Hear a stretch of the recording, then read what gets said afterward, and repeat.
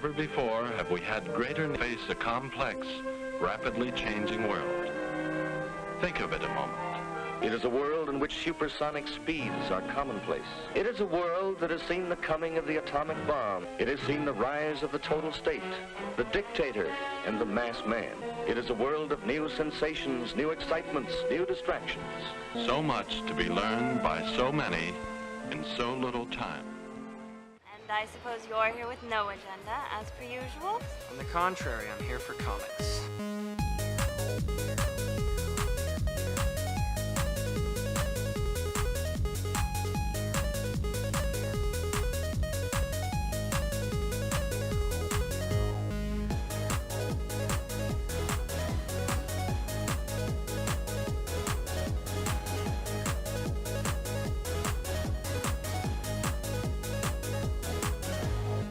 What kind of man are you anyway?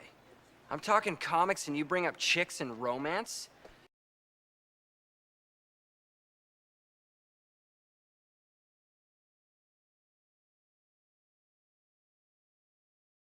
All of that fight is incredible. Oh crap, I forgot to add you. Hold on, I forgot to do the link thing.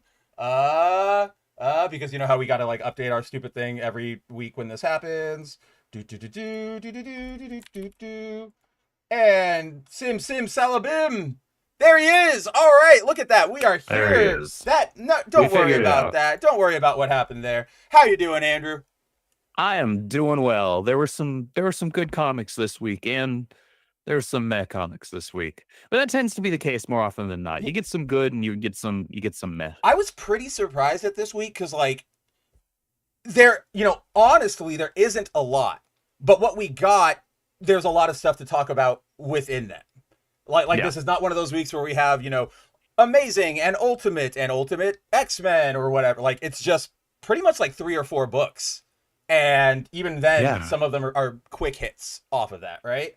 In terms of... So, guys, what we were talking about before we were coming on, where you got the end of it, was the Amazing Spider-Man clip. Spider-Man kid. Whoa. Now I'm, like, doubling up somewhere.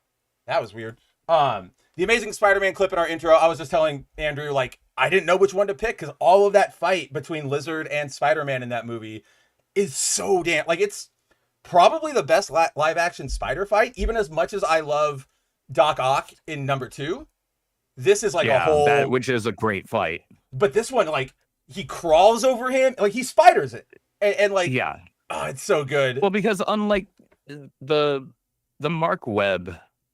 Andrew Garfield films got his movements down like nobody else ever has since. Yeah, like I've always said, like, Spider-Man is amazing in those movies. Peter's a little weird, like their portrayal of Peter, because we all know they leaned into like the millennial, like, cool kid thing, which they were got kind of better. Ultimate Spider-Maning it. But it went a little too like performative. Like in fact, that basketball scene in the gym is straight out of Ultimate Spider-Man. It is, but then it's just that next moment of the skateboarding montage.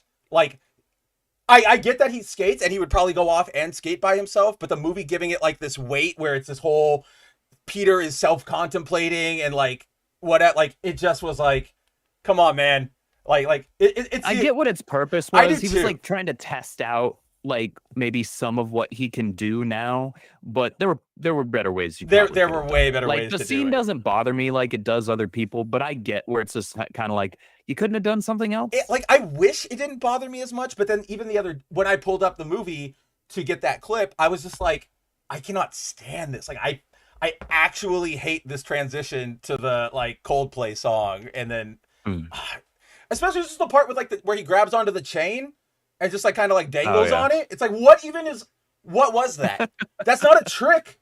That's a jungle gym. Like, get out of my face, Peter.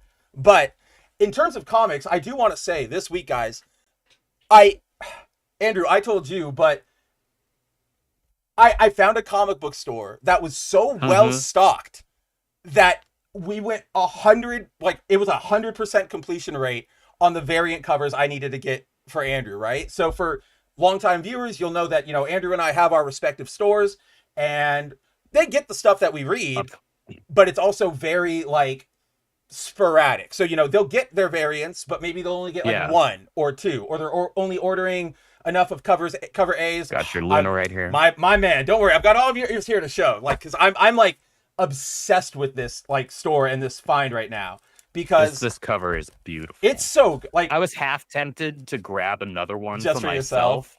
but I was like, I don't need it. And I was already spending like this week was supposed to be a week where I spent less because there were fewer books that I was picking up, but they had a trade that I'd been looking for a while. Dude, yeah, no, keep going. Which is this Cyberforce trade, because this entire run here was done by Kenneth Rocafort, and so I needed it in my life and in my collection. Like, I'd read it before, but I didn't have this specific trade, and so I was like, "There's no way I can't get this." So I grabbed this, and I was like, I missed the beginning of that. Where did you find a Cyberforce trade? What the hell? At my LCS. So I was like, I don't know why, but all of a sudden, it's probably because I've been talking a lot about Blue Shift lately and some of my inspirations for it. And I've said before, like in the interview, Velocity was a heavy inspiration. Like, his hair, Zephyr's hair, is basically meant to be like if Gambit and Velocity had a baby, right? So, and we just saw Velocity on the back of our Top Cow order, remember, or our art book, where you and I were both like, "What the fuck?" Like, it's Cyberforce. Like, what is happening? Like, yeah. So, like, I mean, this. That right bad boy right there. It's so good. I love that book so damn much. Yeah, it's beautiful. This is a great art book. So I had fun going through this. I have yet to go through all of it, but the few I have like already looked at, I'm so stoked on it. It's so cool. But it's beautiful. It's Silvestri, I mean. Yeah, you can't really go wrong with Silvestri. There's a lot of Silvestri. But yeah, guys, so our shops, they're pretty specialty, but I happen to be away on Wednesday morning, and I was in the Tucson area over in Arizona, and I went, you know what? I'm not around, but I got to get my comics. Whoa. Oh, no. That was weird. Is anybody else hearing that weird like leak through it at times, or am I just going crazy? You guys let me know. I'm not hearing anything on this end. All right, good. Then I'm clearly just going crazy. But so I go to the store, shout out to Heroes and Villains in Tucson, and it's not only like nicely, organized and kept and just like a nice storefront, but they had so much stock, guys. Like, it felt like like the regular world. I walked into this store and just it has been 3 weeks now, 4 weeks maybe, since Absolute Wonder Woman came out with the crossover, the first one ever between her and Batman, big issue. This shit was just sitting, like, stacks of these were sitting on the shelves. And I was like, thank God. And like, double thank God, because I don't remember if you remember, Andrew, but like, they didn't get this issue in the week it was supposed to, like at my shop. Oh, that's right, yeah. And then I left. I went out of town the next week, and I was like, well, guess I'm not getting Absolute Wonder Woman. But to that point, guys, like 100%, like Andrew was like, hey, I didn't get any of these covers in. Can you see if you've got them?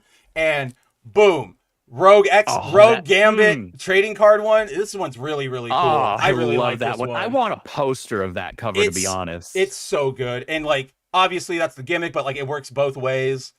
Oh, I didn't notice that the suits, or like the name, it's like R and G. That's pretty cool. I like that.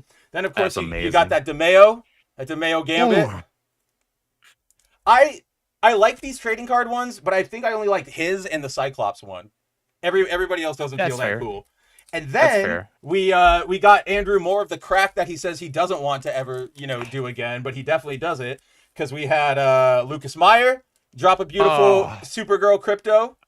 He's so good. We had Fan Yang drop one, like, girl, and with a great Crypto. Doesn't this Crypto look more like your dog, like your version of Crypto? He does. It looks like Ace. It looks more Great Peer than he does whatever James Gunn's dog was. But like, but it's also like not the crypto especially, like the lab especially, right. Like, yeah, it looks exactly like Ace. So I was like, I'm pretty sure I know that dog. And then out of nowhere, which I'm always happy to see his work because he's really good with like expressiveness, Joe Quinones, like the man himself. Which, for whatever reason, the way that he did the skirt and the boots in that piece, like, I really, really dig. with like the leathery, or like for the boots especially with like the leather shine. Yeah. And the way he handled the folds of the skirt, like it just, everything about that piece is just really awesome. It just feels like completely natural. It's great. And want to know something super disappointing? He drew this issue. This issue of Supergirl is a Joe Quinones issue. It's a waste. It is a straight, I say this in the sense that Kara appears in costume for maybe like 4 pages, and the Thicktonian does not. And it's just like, well, then why did you put Joe Quinones on this book? Like, right? It's a really him draw pretty ladies. He's good. I don't understand. Like this book, Supergirl is not good. Like you made the complete decision to never pick it up again. I couldn't in good conscience. But then Tira continue with it, even if I did get my CGC in. And then like somewhere here. It actually came in. What do we got here? What do we got? Oh, look at that. 9.8? Yep. Jeez. That is 9.8 art germ foil variant. That signature like almost looks like it's on the glass, like not on the CGC, but not the pops that well. That's really cool. But yeah, like to your point though, also like I thought this was going to be a normal week for me too, but then Udon decided like, oh, we're going to drop the Mega Man. Oh, that's right, all the Mega Man books. Well, they were like, oh, here's the Mega Man Legends one-shots, which I had to pick up covers for. And they're like, oh, and we also were going to do the Mega Man ZX one-shots today, and I have the other cover. That's the cover I grabbed for that one. Yeah, I have cover A sitting around somewhere, but yeah, I as soon as I saw this, I was like, I need that. Like, Data and Rush, like, I'm in. But then they decided, oh, we're also going to surprise sneak release the, like, first issue of, like, a Mega Man X series. Yeah. And I was like, wait, what? Like that I think cover B. Yeah, that one. Yeah, that's the one. The Chamba one's really good. I like that it was showing some Mr. Vile love. Oh yeah, absolutely. And like here, I'm so bummed. His entire personality is F Mega Man. His entire personality is F Mega Man, and then his biography is got rocked by Mega Man. See entry 1, see entry 1, see entry 1. Like I love Vile, but I always get bummed because like this isn't a particularly great cover to me, right? Like the imagery is good, but the art like depiction of X, like it feels off.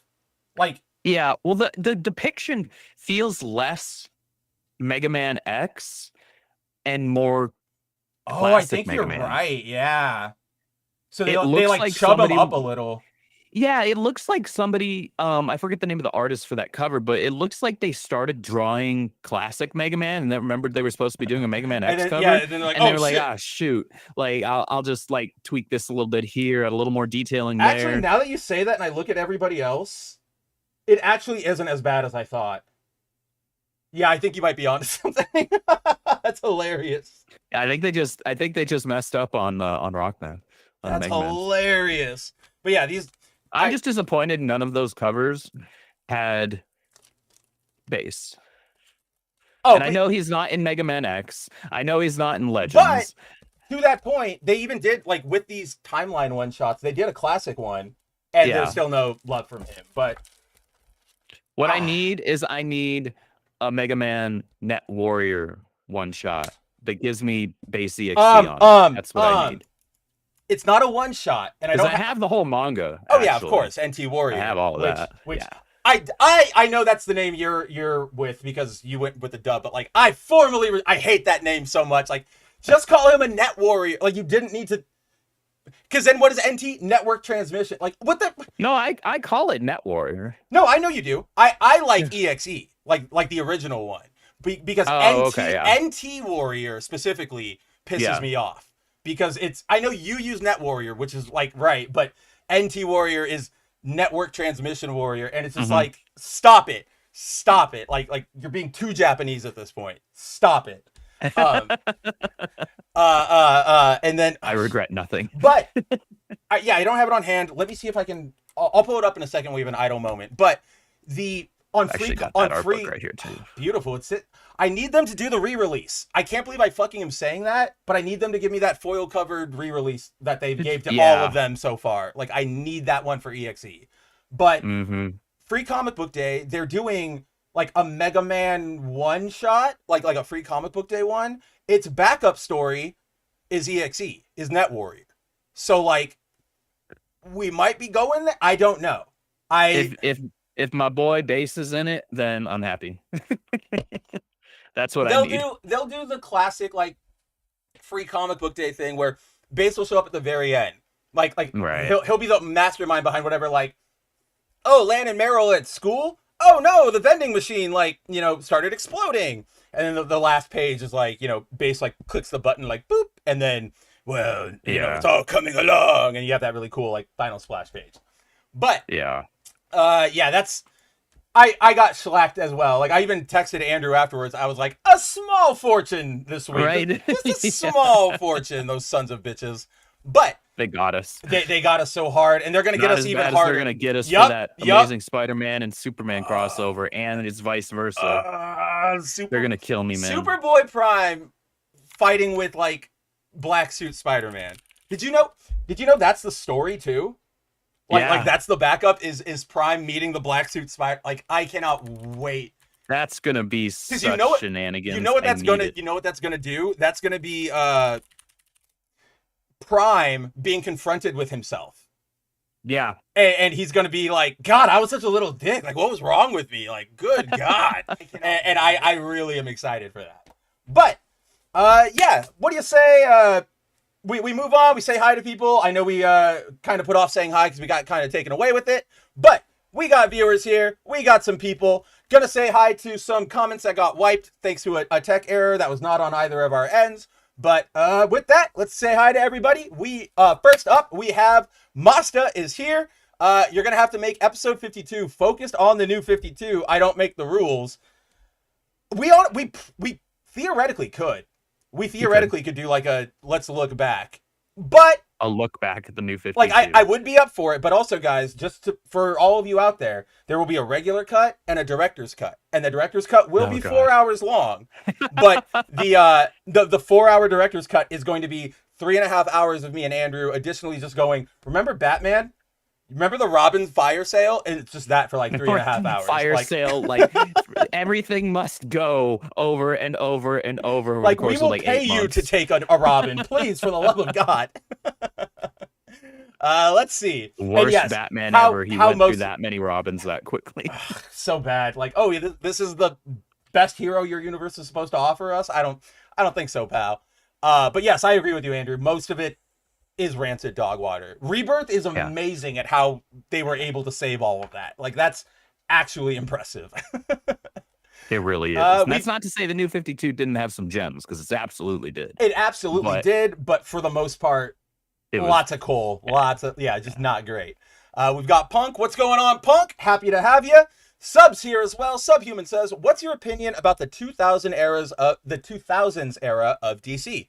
Andrew, you want to start that one off? That's going to be like the peak. No, is Chuck still on Batman around then? That's when I think Chuck was off So Batman, it was like Winnick by era, that right? time. Yeah. So you're starting to get into like super gritty, grimdark Batman, where like he's way darker than he needs to be. He's getting into that. He's always edgy, like grim, super edgy. Yeah, he's always super edgy, super dark, and it's like, this isn't Batman. Every other dialogue is like, because my parents died, and it's like, we know, right? Like, it's just like, come on, guys. Like, I get it. Like, Batman doesn't need to be Golden Age. All right, we don't need that. I don't want that actually at all, ever again. But he doesn't need to be this like super dark character either. Yes, he's called the Dark Knight, but he's never been supposed to be that dark.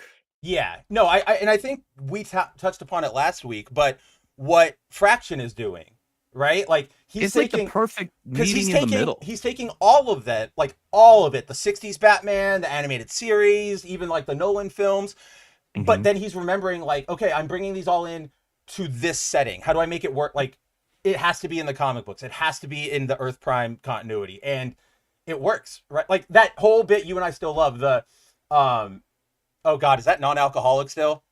What is that? Milk? It's green tea. Even worse. Nope, not until February. Yeah, I know. 1st. Enjoy January. But Dang, now I don't even remember what I was talking about because I was just making fun of you. But As one does. oh, in the fractions, like that line we love, the whole like, you have like a secret gear. What does that mean? It means I have the coolest car ever. Like that. Yeah. That is very like that feels very in the spirit of oh my god, what the Adam West? Oh my god, like I completely blanked on his name there. Like that feels a very, if Adam West was doing the show today, that would be the kind of like joke he would make. And so yeah, I really like the current era of Batman. But bats aside, what like I'm kind of trying to struggle. What was the early 2000s for I mean, comics? you had because Infinite Crisis was at the end. Well, Infinite Crisis was 2005. No way. I thought it was like 7. You could be right. Let's see. Where the hell is my Infinite Crisis trade here? Damn, it was 2005 to 2006. I was right. Okay. Really? Wow. Yeah, because it was 2007. No, it was 2008 is when Final Crisis was. Yes, and I remember that distinctly because that was the last Flash Rebirth came afterwards. Yep, because that was the last physical book I was reading when I went to college, because then I didn't have a comic book store around me. So I was like, I'm not driving an hour every Wednesday like away from campus to get books. Like, it doesn't make sense. So I finished out Final Crisis and that was it. So you're right. Dang. I would say like I love Infinite Crisis. That's like a peak era. Obviously you get 52 out of that, which I will, praise to high heaven, forever. The Titans were really good then with Jeff Johns. Obviously that gives us our Teen Titans. Yeah, Teen Titans under Jeff Johns was really good. The Titans I think Graduation Day, Young Justice to the Titans, I think that's like 2000. I think that's like literally in that year. So they 2000, 2001. Yeah, so like very early there. So they basically, the 2000s were defined by our team of Teen Titans, our Bart Teen Titans. So like they were really good. Your Bart, your Tim, your Connor. I guess like Green Lantern Rebirth was pretty good, and then the Jeff Johns era of Green Lantern was really, really good. Yeah. What was Flash doing? Wally Bees? That's what I'm thinking. That was in the 2000s, but it was later 2000s. No, so Flash in the 2000s, that's late Mark Waid era. So that's after Grant Morrison and Mark Miller. So that's when we go into I'm blanking here. That's when we get freaking, I think that's when we get like Cobalt Blue. Wow. That's a name I have not heard in like 400 years. Cobalt Blue. Because I mean, yeah, there's probably reasons for that. No, actually, I might be tripping. That might have been the very end of the 90s. Hold on. I'm having to double check. Yeah, no worries. Here. I'm also just like, I got like a list up of things that were running. So like, there were really good things like we pointed out. There was Gotham Central as well. The JLA, the JSA stuff in that mid 2000s. But then I feel like it was Wade's final era ended in 2000. So then it went into John's. Wow. Like, so John's was basically the Flash era of the Flash writer of the 2000s. And that because he wrote it until freaking New 52. Yeah, until like everything flipped over. So okay, that's weird, because what I was gonna say before you reminded me that Flash was John's and obviously Green Lantern is like there were a lot of good things in the 2000s in that era, but then like from what I remember, the Trinity was getting really weak. Like nobody knew what to do with Wonder Woman or Batman. There was no Superman. Good Wonder Woman. There was no good Batman. No good Superman. And then like the long running lore and stuff that Chuck had done in like Robin and Nightwing was like he had left, so it was like pattering out. Like the steam just wasn't there. It wasn't the writer's fault. It was just like nothing here. We had such a high, and now we're like Wally Beesing it. So like we don't know what we're doing here. So I'd say like they were fine. Much like I think I love the later part of it, the later half of it. And then just like almost any era, right? You got your good, you've got your bad. You've got some amazing with Jeff Johns kind of like kicking up and taking over DC by that point. But then then you have some bad, like, I don't really know. I'm trying to think. Identity You guys all heard what I was saying. Whatever. But yeah, generally, thumbs up on the 2000s. We were good. Luckily, DC never did the thing that I feel like Marvel did a lot more of, which was try to overly modernize their characters not in the sense of like the Static Shock change from like a gang war to like a protest, but in the sense of like, your suits are all super techno now, right? Or like your Iron Man 20, like 100 or something. Like, they never did that.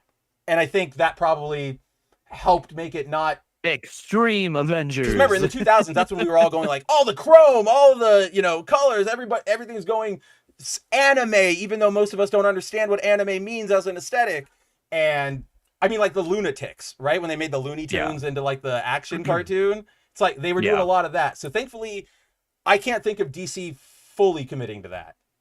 I think they did like DC 1 million in 98, and that was like the closest they got to it. But yes, sub, always happy to have you. That was a good question because it took us off forever. But now we can actually start popping things back up again because we're caught up. We have Corey, double gay. You know exactly where you are. Double rainbows forever. It's not that rare phenomenon. It happens every Thursday night at 4 p.m. It's right here. Let's see. Clone Geeks in the house. Clone, a long time no see. I feel like it's been a beat. Clone Geek says Venom really needs a stable status quo for a few years and not what they are doing with MJ. I would say, you know what though? I would say he did have a very stable status quo for a sizable amount of years until Venom War with it was super stable and sort of all the way up through romping around over there. I thought, adding Dylan was a slight change to the status quo, but Dylan's been around for like 2 or 3 years now at this point. So here's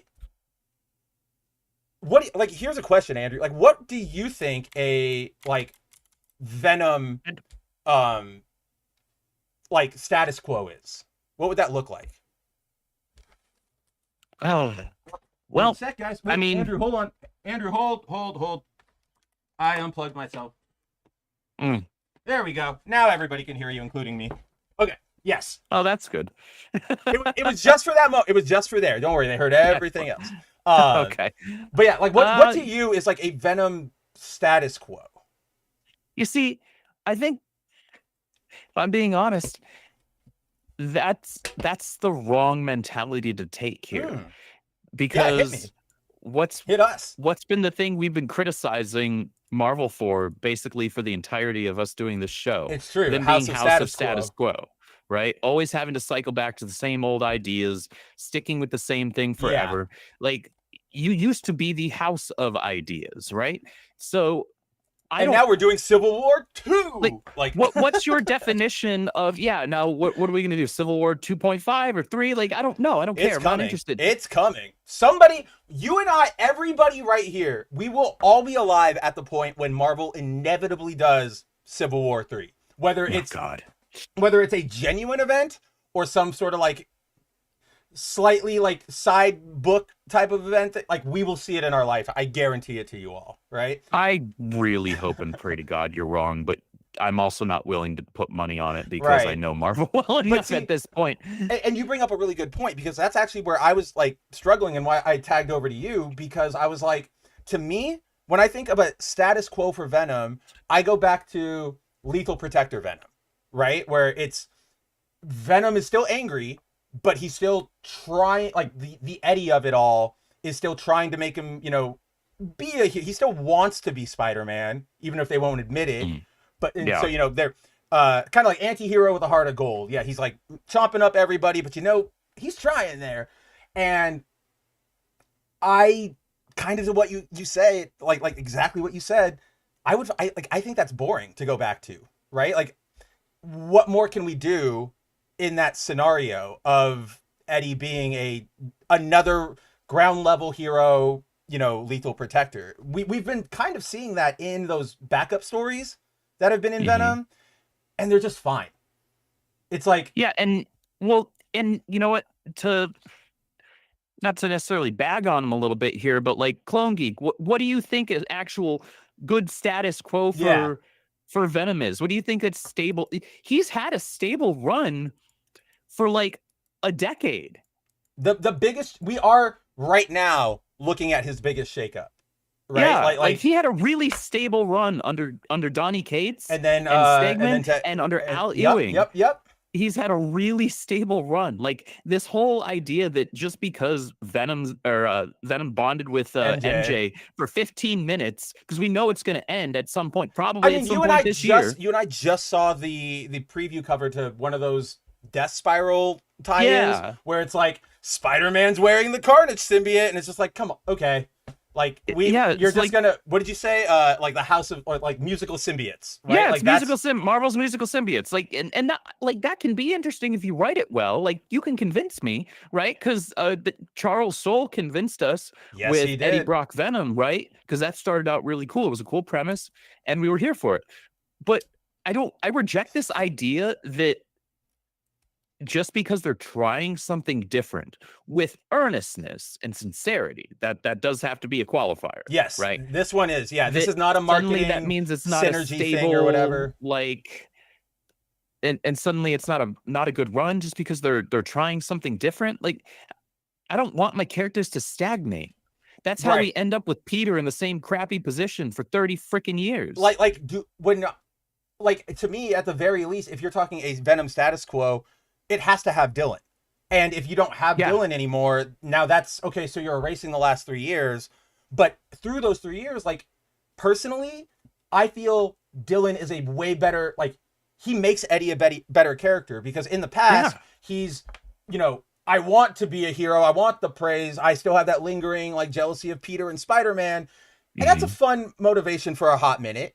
But as we've gone on over the years, I don't know. Stale. It gets really stale. And now we have after 30 years. And now we have him like he has a son that he has to like he's reflecting on his entire life now and trying to like penance for that. Like it's such a good twist for Eddie, or not twist, that's the wrong, but like a good turn, like a good narrative for him. It's a good growth arc. Like this is having Eddie as a dad and having Dylan as the main thing. I think that's like that has to be part of the status quo at this point. And if it's not, I don't want to read your Venom book. Like I don't. Yeah. Let's see. We also have what's my POV of pineapples on pizza? I love them. It's my favorite topping. It's my absolute favorite topping on pizza. Don't like Canadian bacon. Reject that entire term, by the way. Like, it's ham. Shut up, you Leafs. Like, it is ham. You don't get something special like that. This is an interesting one. Masta asks, thoughts on the Romeo and Juliet Godzilla comic announcement. Did you see that? Mm-mm. Okay, let me pull it up really quick, because... Which, even before we get into it, I will say, like, hit or miss as they've been, I'm really, like, claps off to IDW for kind of really playing with their Godzilla license instead of just doing another Godzilla story or another monster on monster fight story. Like they have like 3 of those cycling right now already. Anyway. They do, but then they've got like Godzilla versus Kansas or Chicago, and then like Godzilla Heist, and then Spaceship or like Starship Godzilla. So they're at least trying things. Like I can commendable for that. But let's see, jump over here.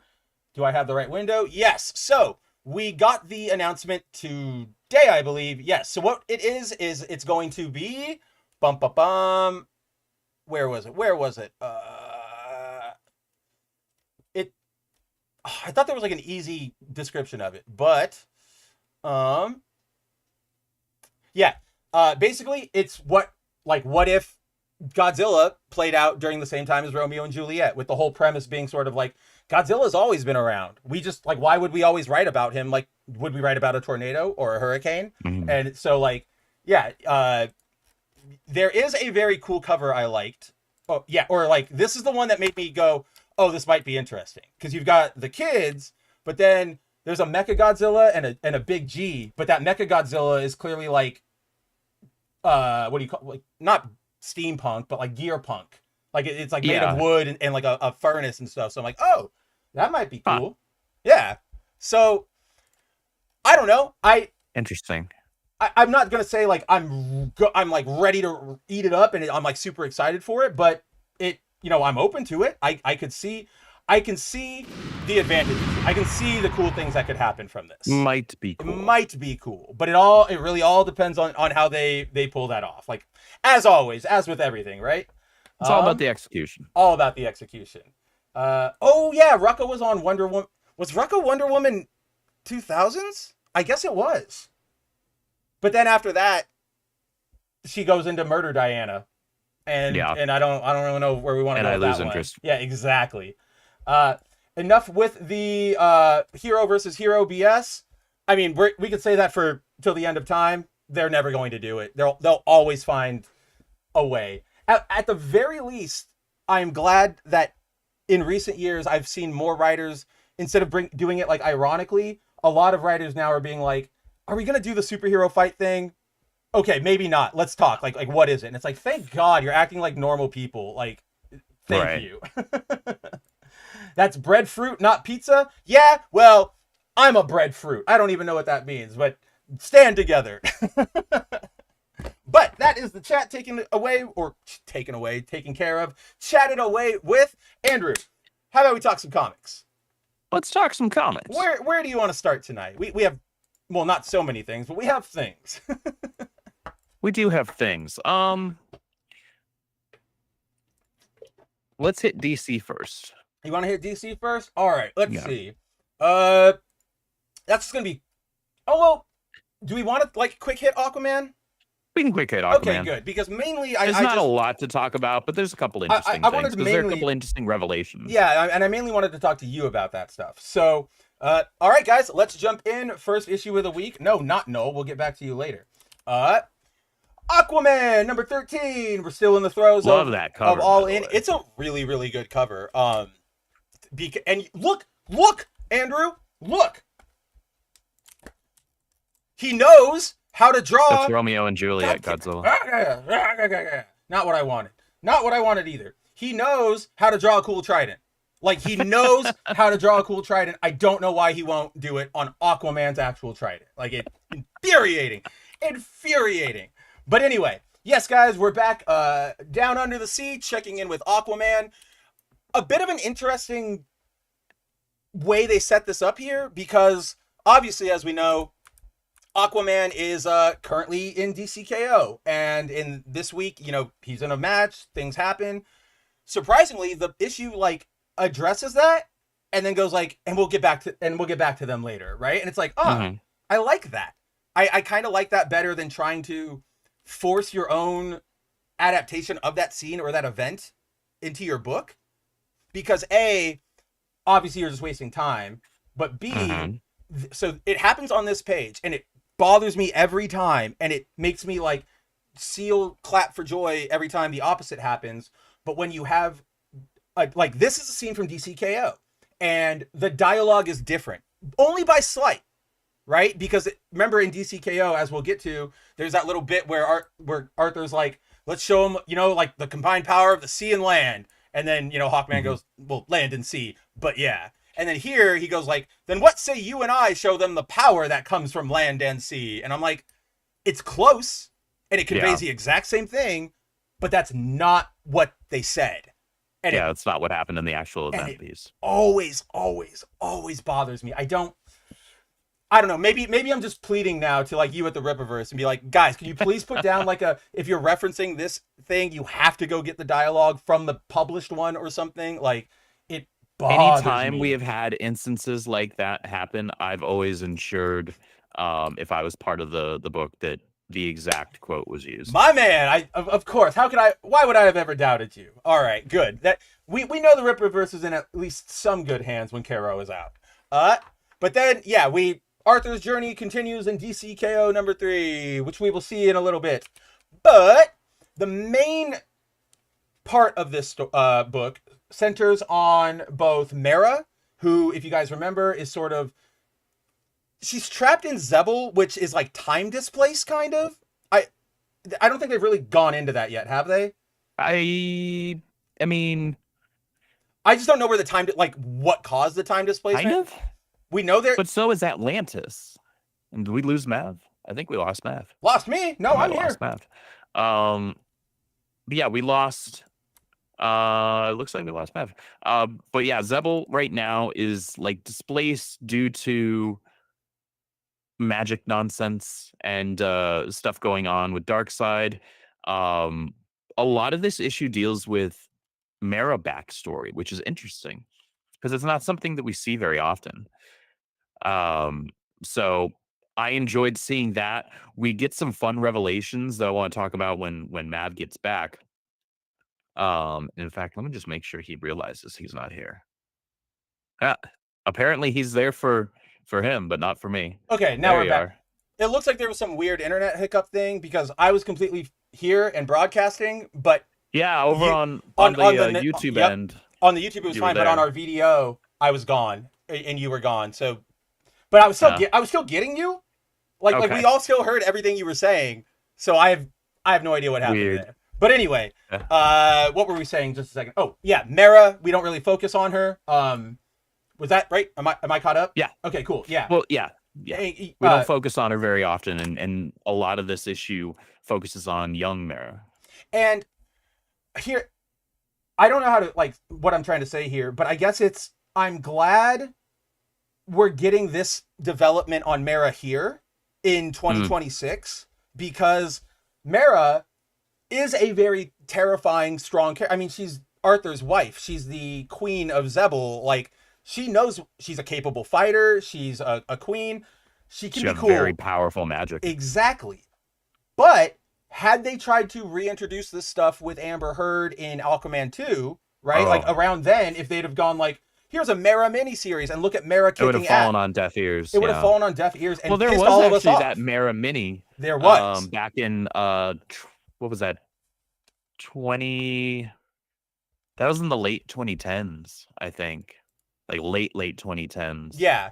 Which was actually solid. Like I have the trade. It was very solid, but it also didn't have her going like full warrior queen like she goes here. Yeah. And like or like and it was also before all the Amber Heard nonsense. Exactly. And then also remember in this I think it's either here or at the very end of Absolute Power, remember? Like Arthur gets Mara's powers to like control the actual like full whatever it is she had, like her hydrokinesis. And remember he like saves the plane. And everybody was like, what the hell was that? And he's like, I know. And Mara's like, yeah, okay, hotshot. You're not ready yet. Like, let's keep going. So, like, I'm glad to see Mara being cool. And I'm also just glad it's kind of outside of that, like, bubble of where it could have just caused shit. You know what I mean? Reeve, what's going on? What's up, Reeve? We're doing well. We had a weird little, like, mic camera. There's like a tech. I'm willing to bet it was mostly the video. I am too, but it's just funny because like you didn't see me and I didn't see you, but everybody saw us and everybody heard us. Yeah, everybody it's like on the YouTube end, everybody saw both of us, but I couldn't see or hear you. You couldn't see or hear me. So genuinely could not tell you guys what was going on. But awesome, happy to have you, Reeve. So as we've seen in the past issues, obviously with Arthur being gone out in DC K.O, I don't think they ever gave him a name, but like the two Atlantean like sorcerers he was traveling with, who I never remember, and then his daughter from Future State, and Jan from the Wonder Twins, and I feel like there was one more. There was like a shark dude who was with them, one of the many talking shark people. And so in there, while Arthur is gone, they are still on Earth trying to defend it from Darkseid's invading forces, which aren't they like they are currently turning the Earth into a fire pit, right? Yes, they are. That is exactly what's happening right now. Yeah, so like that's why we see all these parademons, and they're just trying to stave them off. And so what we get is Arthur and Mara's daughter from the Future State timeline, who has come back in time and is helping them all out with this. She goes, you know what? This is a big situation with Darkseid invading. We need to summon the kingdoms. Like we need to get all of them together. Which even if you watched only the DCEU, that's a big like you were getting everybody together. Like this is the War Council. So we also get some really cute stuff with Mara, which we'll talk about in a second because it wraps into her whole thing. But what Mara discovers is, so the king of Zebel, who taught her and everything and was like her mentor, he is still alive down in Zebel. And she's like, how is this possible? Like everything else is transformed. Where did everybody go? and he reveals to Mera that this woman who looks really similar to you showed up one day and said, hey, like, we can help you. We can give you your revenge against Atlantis. Like, we can free you. And she gives, does an Atlantean spell, and it turns everybody into Atlanteans, essentially. So, like, if you guys remember when we saw in issue, like, 2 or 3 or whatever, the old Jackson, the old Tempest, the old everybody here, it wasn't them. That wasn't actually them. Yeah, so... Which, that's very interesting, because now I'm like, so where the hell are they? Where the hell are they? And then also, like, did this magic also... What am I trying to say here? Because, like, they fully acted and believed that they were Jackson and, like, Tempest and stuff. Like, there was not even a hint of, like, oh, she bought it. Like, yes, like, they believe. Yeah. So are they going to be, like, Manchurian candidates, kind of? Where, like, the villain activates them, as we'll get into in a second? I don't know. But I did like that this was one of those moments where, like, you and I have been wondering, and they like, Adams had an answer, which we figured, but we were just like, what's going on? Like, I want to know the mystery. Let's go. I found this pretty interesting, Andrew, because the King of Zebul, he goes, oh no, like, I'm going to be I don't want a part of this. And he tries to flee, but then he gets hit by, like, the blue. Like he sees, like, a flash of blue that sends him spinning, but clearly it's, like, the blue energy, and then they all disappear. But then that makes me wonder, like, well, I thought Arthur was the only one who could control the blue. Is this new player on the board, who we soon find out who it is, like, do they have blue control power? Which will be interesting, because we've never, up until last year, we've never had 2 avatars of the red, green, and now blue at a time. It's always been one. But with Justice League Red from last year, now Black or Red Canary is a red avatar, like Animal Man, and now here we have Aquaman being the blue avatar and possibly this secondary person. And it's like, of course, tell your story. You guys have something, but I kind of don't want you to start adding more and more avatar. Like, don't make this the Lantern Corps, right? Like, yeah, don't make it Lantern Corps with water. That's kind of like what animals and things. What I'm fearing. I don't know if they're gonna do it. It's just that, like, I can see the temptation. Like, it's giant and spinning and golden and, like, flashing. So everybody's got to know it's there. Is DC smart enough to not, take their eyes off the road and look at it? Like, that's... Yeah. I have no idea. But, this was just a cool scene in general. They get attacked. She saves the King of Zebul by sort of speeding them through a ruin of a battleship, and it collapses on them. I only bring it up, Andrew, like, just to highlight it. I love when they show Mera or the Atlanteans or anybody, like, super fast swimming. Like, when you remember, like, they are like jet people underwater. Yeah, I'm always like, that's cool. It's like, it's effectively super speed, but underwater. Yeah. And, like, or the equivalent of, like, one of the Kryptonians or anybody else that's super flight. And like, the thing is, like, when we normally get, the swimming in these books, understandably, it's just them moving through water. But yeah, it's like in these heightened moments, I'm like, oh yeah, like, every now and then you get, like, the jet stream. Yeah, exactly. And you're like, it adds another layer to it. To me, every time I see the jet stream kick up, it's the same effect as, like, those races were for charity, right? And then boom, like, you are out of there.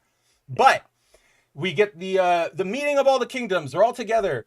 Out of nowhere, Arthur's future state daughter, who I always forget her name, that's why I'm going to call her that. Oh, it's right there. Andrina. Yeah, Andrina. Andrina goes, well, here's a threat. The only way to survive it, everybody bow to me. Like, you have to follow me now. And they all go, like, excuse me? Like, what? And the crab dude goes, no. Piss off. Like, you're not even Aquaman. Absolutely not. And she just skewers him. Just, like, straight on, like, right through the chest. And threatens, like, okay, if you're not with me, I will destroy you. And what's her name? Like, the female Atlantean mage who's been with them all the time. She goes, I had suspicions, and you just confirmed them. And we go over to Mera, and we discover that, her mother used to be buried in, like, an underwater grotto, almost like the Little Mermaid. And as we turn, she's gone. So the implication there is that Andrina is Mera's mom. And thus, that's where I was getting at by not giving it away wholesale, but is Mera's mom now an an ancient avatar of the blue. I'm not entirely sure. And again, that's like, don't If do it, she DC. is- Don't do it. Well, so I'm willing to believe in Jeremy Adams. Oh yeah, absolutely. At this And point, so what my guess is the reason why Mara has such immense power over hydrokinesis and all of that. She gets that from her mother. From her mother, in the same way that like you have Garth, right? Of Right. Atlantis, and he has powerful hydrokinesis as well, right? But I'm guessing that is, so what you just said about her maybe having been one in ages past. Right. Maybe she was like a prior generation's avatar of the blue. Oh, and okay, so follow me here. I can believe that, and that makes sense to me. I get nervous now because if that's what we're implying, what do we do about Maxine? How do we explain away the fact that Maxine at this point has not super developed her own red connection? Mm-hmm. You know what I mean? Because, and for those who don't know what I'm talking about, Maxine is Animal Man's daughter. So like that's kind of where I think I'm at. And that's why I wanted to soundboard off you. Cause like, I don't think I'm against any of this per se. I'm just really, really nervous that this is a tightrope that could easily go bad. And like Jeremy Adams is a good tightrope like walker here in this metaphor. Like I get it.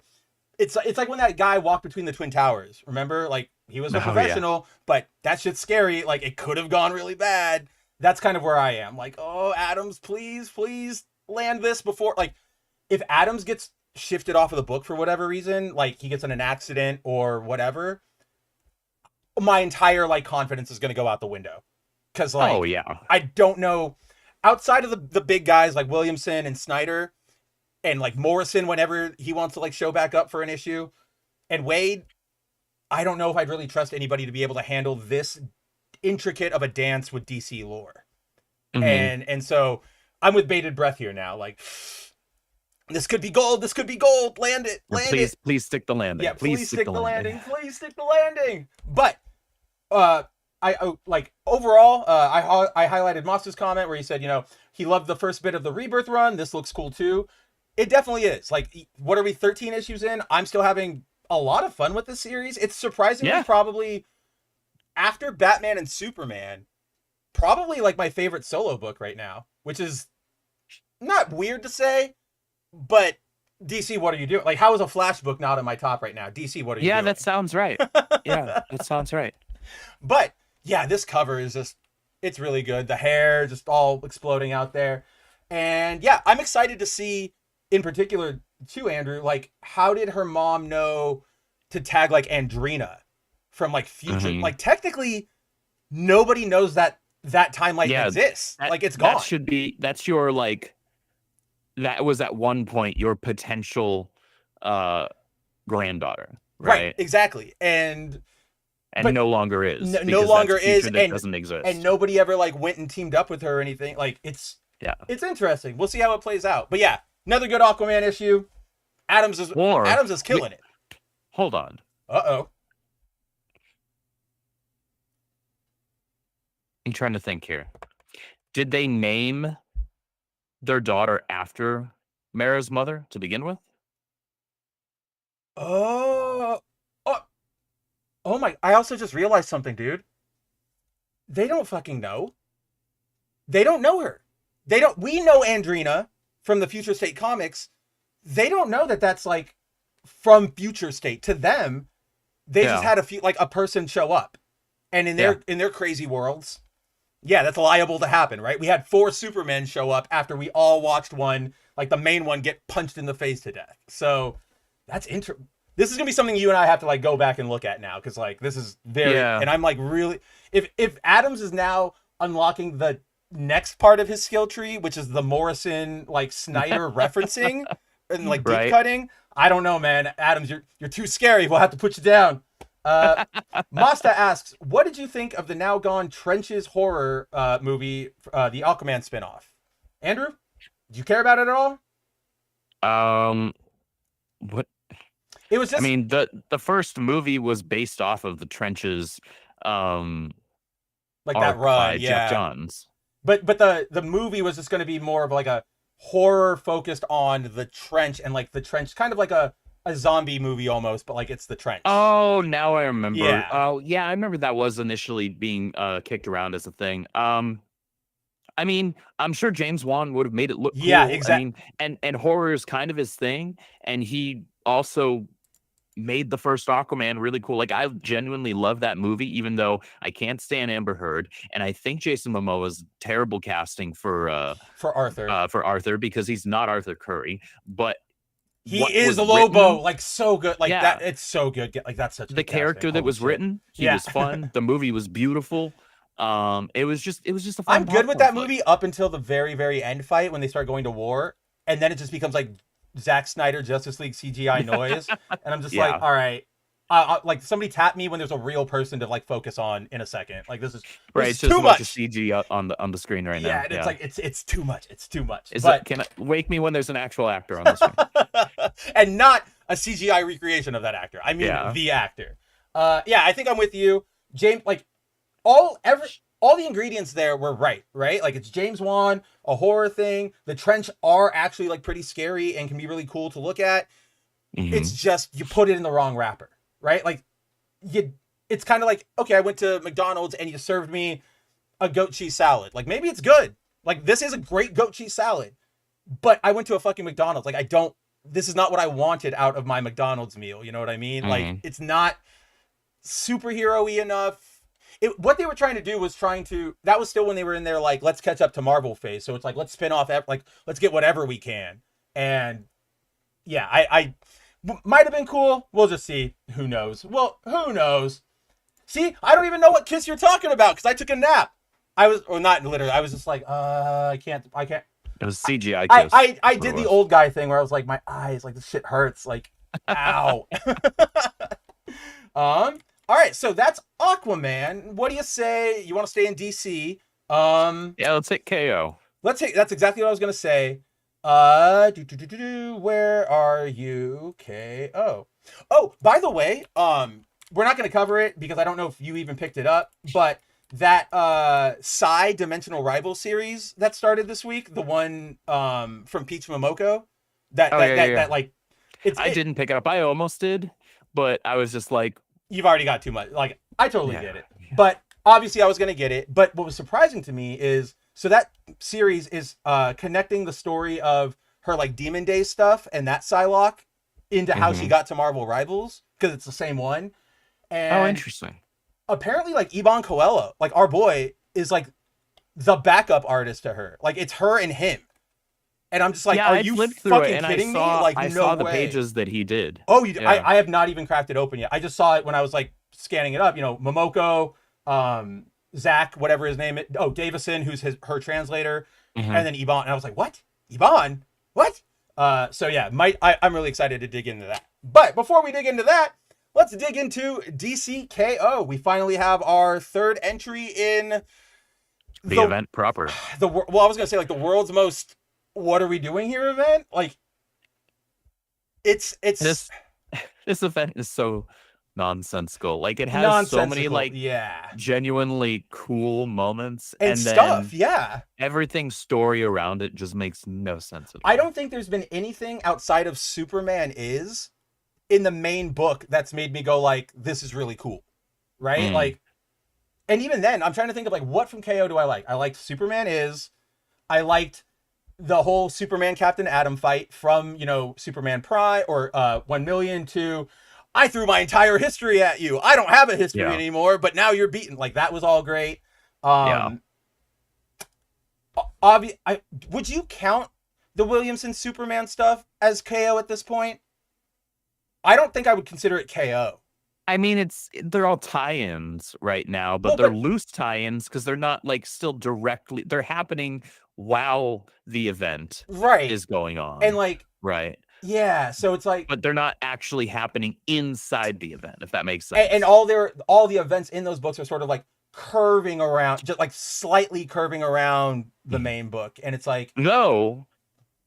I will say, based on the last issue of Superman, and Superboy Prime saying he's taking Lois to go see Superman, and we know that he can get anywhere he wants to go, right? Get Silver Age So with him, he's baby. gonna show up in this event proper. So he's gonna show up either in issue 4 or 5. Oh, I didn't even consider the idea of him being such a brat that he breaks into the fight. Like, that's awesome. I did not think about that.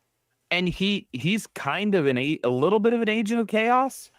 And so yeah, that could play into the Heart of Apocalypse a little bit. But also, I don't see any other reason.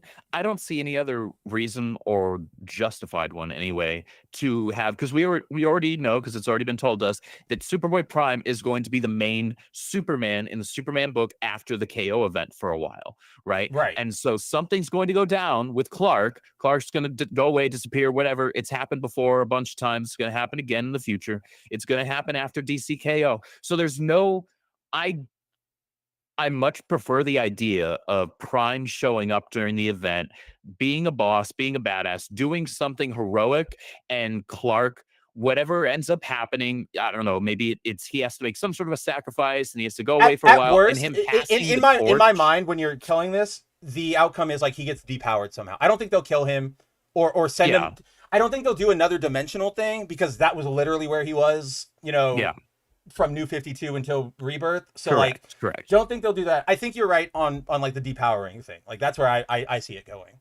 Yeah, and so I can see that making sense and being justified in terms of like him passing the torch, even albeit temporarily, to Superboy Prime, right? Rather than have it be something like how it was when Barry died in Crisis on Infinite Earths, and Wally wasn't there when he died, but Wally gets told, he finds out, Barry's dead, now you're gonna have to be the Flash kid, right? So I don't want just a repeat of that, right? I want it to feel like its own thing. First, before I give you my theory, Subhuman asks, when was the last time we saw Prime? Before this book, the last time we saw him was Death Metal, where I wouldn't say like fully made his turn, like his heel turn, but he was starting a bit of a redemption. Yeah, that's what he's starting his redemption. That's what I'm looking for. Yeah. Yes, he started his face turn there. He made a heroic sacrifice, and it was a genuinely cool moment. And I was like, oh. And I didn't realize until my reread, it was Wonder Woman who gets him to come, and I'm like, that's Diana. I'm gonna kill you, Mouse Man. I'm gonna be able to find the humanity in like the worst person possible. That was awesome. And then before that, it had been a long time, but it was Blackest Night. Like, that's actually the last time we saw him, which is pretty impressive that he was kept off the board for that long. That's late 2000s. So right there. So hear me. With all that said, I'm right there on your theory. Here's how I sort of see it playing out, which is Superman Prime breaks in. Let me restart that, because the thing I wanted to acknowledge at the top is that in an interview, Scott Snyder was like, well, if Dark Knight's Metal was a Batman event and Dark Knight's Death Metal was a Wonder Woman event, DC K.O. is going to be a Superman event. And okay, I can sort of see if I'm following that. I can get behind it. So far, I can kind of see it, and you're playing it well enough where it's not the Superman event, but Supes is getting things to do.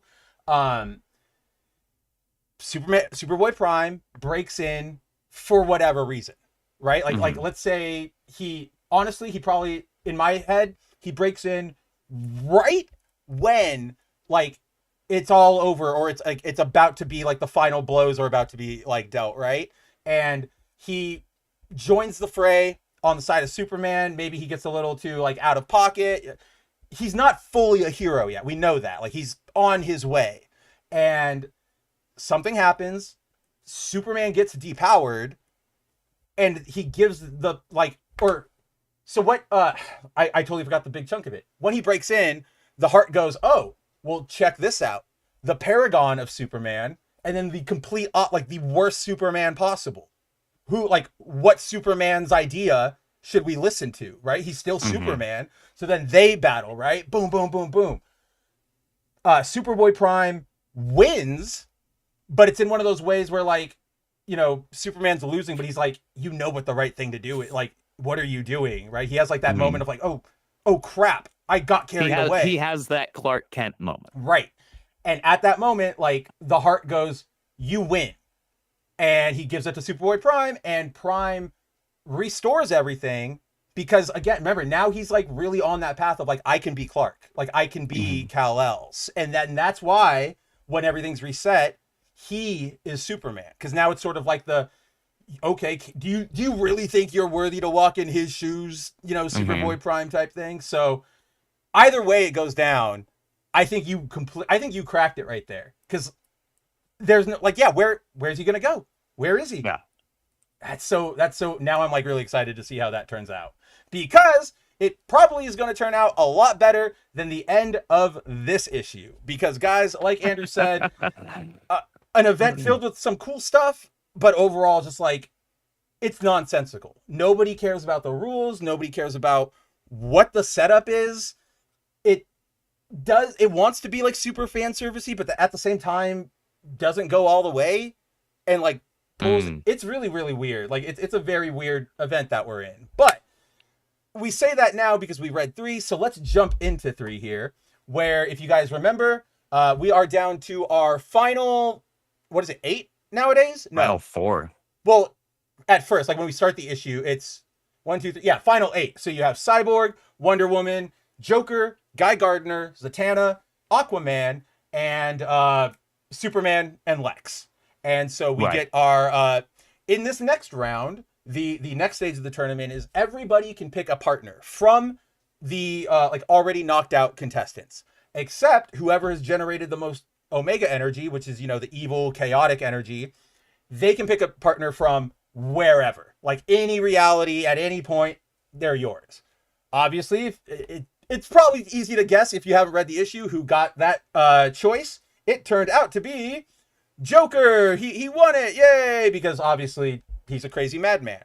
So everybody goes out to pick their partners, and we get these team ups. We get Guy and Hal. We get Superman and Shazam, Lex and Supergirl, Aquaman and Hawkman, Wonder Woman and Big Barda, Cyborg and Connor Hawk, Zatanna and Constantine, and Joker and his mystery pool. So at the very least, I'll say at least the rules for this round were basic and they made sense. Like nobody strays here. It's a one-on-one, or it's like a brawl, but there's no second round shenanigans. No, everybody gets to pick a new form. It's just a straight on pick your partner, go match. So as the fight begins, yeah, we get, you know, we don't need to go through them like blow by blow, but we do get that scene where cool sequences. Huh? Oh no, they're great sequences here. I actually really liked this, Andrew. I wanted to bring it up to you because on the bottom here, when Guy and Hal like rush into fight, they both like they start out with hands, like a flurry of just like regular hands, which to me is like, we know Hal does like planes, right? And like more cartoonish stuff. And then Guy is more of just like big blasts. To me, them launching into like hands is like the survival instinct. Like this is base what a Green Lantern does. Like we are able to manipulate outside objects like away from us. And so they're just going into full like survival mode. And I was like right off the jump, and I'm like, you know what? I can get that. If you're going up against freaking Superman and Shazam, like I'm right there with you guys. So yeah, then we have Aquaman and Hawkman facing off against Lex and Kara. And honestly, like I loved this because Lex picks Kara as his partner, and Kara just immediately goes, "Are you serious?" She immediately cracks him, like rocks his ass away. And she even like, there's not even a moment where Lex is like, let me convince you. She's like, get away. Can we do a 3-way team up now? Aquaman, Supergirl, and like Hawkman. And I'm like, that's pretty damn cool. And Kara would absolutely do that. Oh no, exactly. Like it's such a Kara moment. Like that was so perfect. She would like, you think Kara's gonna team up with Lex? No, like Clark would team up with Lex sooner, and he has. And Clark would have that moment of like, oh, I'm back. I'm on your team. Why? Right? Like he would ask, and Kara was gonna go, there is no reality where you summoned me back specifically for a good reason. Like, actually, it kind of goes back to the that line in the trailer for the movie where it's like, my cousin sees the good in everybody. See the truth. I see the truth. Yeah, it's like, yep, right there, Kara.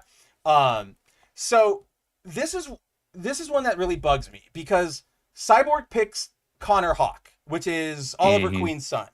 And he picks him because Barda and Wonder Woman and Superman and the Lantern, like everybody on the field they're really deadly in hand-to-hand combat, but it's all really like offensive hand-to-hand combat, right? Like you attack. Connor studied a very special form of martial arts that's basically like you go with the flow. You are basically the Bruce Lee thing. Like you are the water 100%. So Cyborg teams up with him so that he can download that data into himself. So now Cyborg can fight like Connor, and then he gives Connor nano-infused like a power-up, right? I get it, but also what? Like, what are we doing here? You had Firestorm in there. Like, Firestorm can transmute things. Like, Batman. You don't want to download Batman's combat data? Like, what are we doing here? It was an odd choice. And, no disrespect to Connor. No, I actually have an affinity for him. Like, I like him. It was just an odd choice. Like, all of the other pairings were something super interesting. Or like, of course they would do that, and that's cool. Like Big Barda and Wonder Woman, and Diana. Like, it's a match made in heaven. That brought me back to Superman, Batman, Apocalypse. Oh hell yeah! Like okay, I'll go. Supergirl. I'll go get dressed. Yeah. when they take out all the female Furies together. Oh, right? I forgot about that one too. Yeah, when they're actually on Apocalypse. Heck yeah. And like that's cool to me. Like I love that. I really do too. And I do like what what is it? There is a moment in one of their fights, and I'll come back for more of this. But where Barda says something about like, did you just pick me because I'm like strong? And Wonder Woman's like, my sister. I know you're trained. Like, no. I know I picked you because you are you. And she goes like, yeah, I just wanted to hear it. Crack. And I'm like, yep, Barda. But and John Constantine, solid pick from Zatanna. Can't really fault you for going with arguably the DC's like strongest mage, magician, wizard, whatever you want to call him. So then we get the reveal of Joker's partner, which turns out to be the Batman Who Laughs. And I got to be honest with you, Andrew. I saw this page on, or like only the Batman Who Laughs stuff on Twitter. And I was like, are we okay? It makes sense. But also, really, can we not let him go for a little while? Like, please, like, just let him go. And so when I was reading this, the twist they give here, I actually really liked it. Where they're like, the twist was really interesting, and I really, really like that John immediately pegged it. Right? There was no like, we're fighting and this is weird. He's like, no. I know a trick when I see a trick, and I'm like, yes, this is how you guys should always be acting at all times. But then, honestly, this is my like big shout out to Snyder moment for this issue, because Joker goes, "Oh, you caught me. Do you want to show like your real identity?" He picked Emperor Joker, which is like, what a cut! What? No, who would have seen that one coming? Nobody remembers that. I was stunned. I was like, wow, okay, Scott Snyder, like you've got me at least into the end of the issue now. Like, holy crap, that's wild.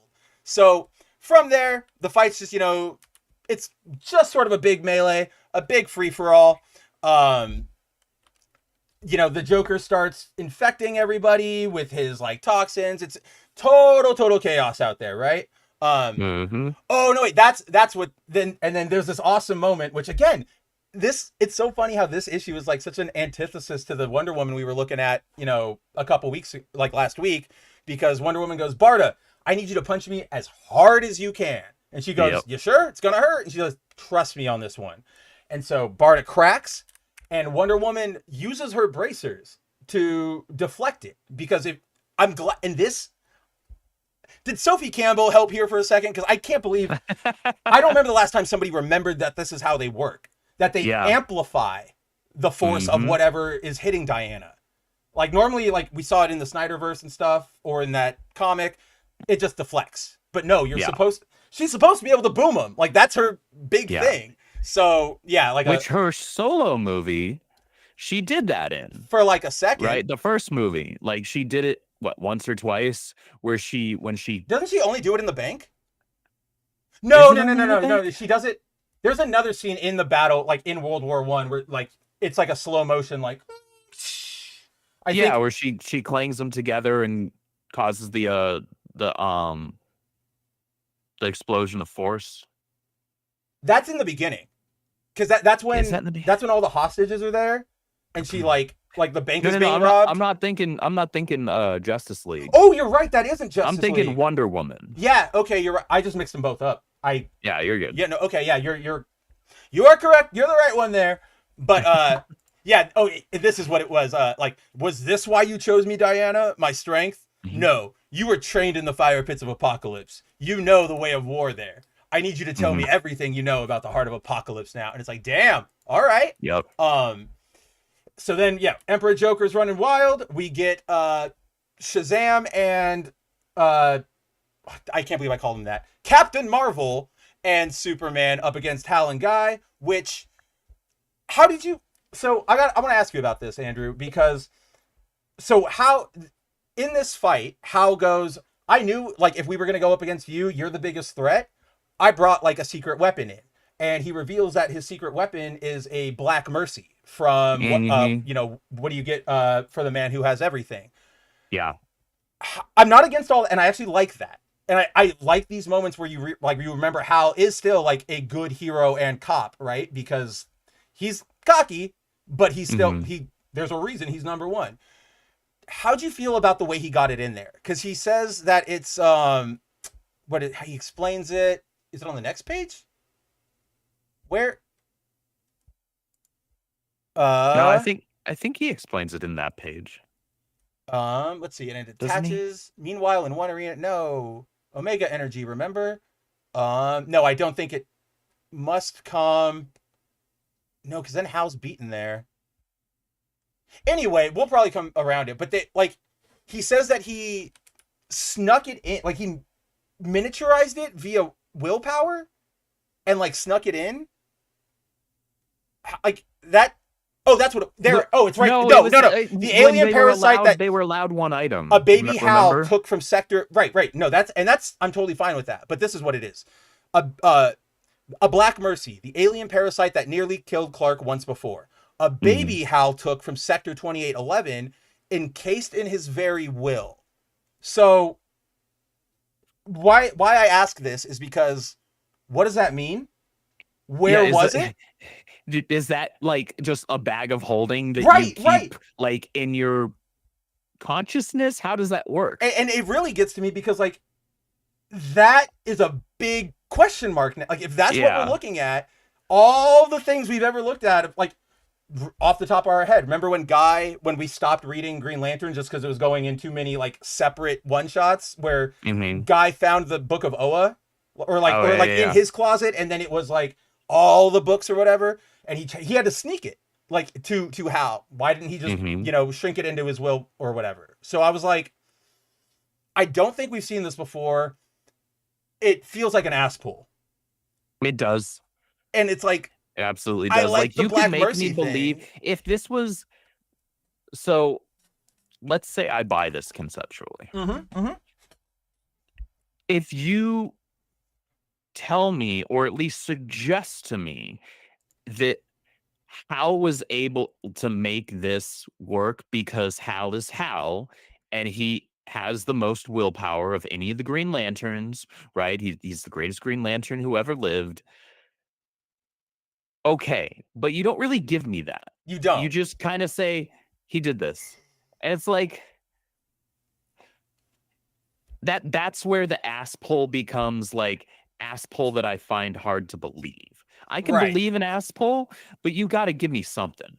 Right? And then let me ask you this too, because like you brought it up and Hal says it here, but like I was under the impression that the ring was the item you get, right? Like, although, okay, wait, time, wait, that criticism will apply to Carol and Guy, because Carol and Guy have external rings, like Star Sapphire and Guy. If we remember, and I just did right now, Hal's ring is reforged from his very willpower, so it's technically not an item. I don't know if they remembered that, But That's true. But Scott, that's true. I'm giving that's a rebirth thing. that is a rebirth and not thing. Green Lantern rebirth. That's DC rebirth era Green Lantern. So Hal like Jordan and the Green Lanterns, where he reforges his ring just out of sheer will, which was pretty gangster. And it leads to one of my favorite bits where the Guardians are like, "Excuse me, we did not authorize you back into the Corps. Give us." And he goes, "I don't think so." And it's like, "Oh hell yeah, Hal! Like no more shit from Ganthet anymore." Nope. Piss off, yeah, Smurf. like goodbye. So Smurf Elmer Fudd. God, actually, when you do that description, that's kind of how he was in the Rocket Raccoon Green Lantern. Remember where he like just keeps popping up, being like, "What'd you do? Yep. What'd you do? What'd you do?" I know. So then from there we take a quick break from the Black Mercy infecting Superman to see Kara. Like Kara she didn't just say no. She's like like she's leveling him the hell out. Like she's like absolutely not Lex. This is if Lex wasn't in his power armor, he's dead. Oh yeah, instantaneously. Like yeah, super dead. But you know, actually, as much as I kind of hated this, it does fit in with like Lex's character. It's not a bad moment. Like it's not a bad writing moment. It's a me going like, oh man, like the villain got away with like a good plan, son of a bitch. Yeah. But Lex goes, I didn't pick you because I thought you would just fight with me.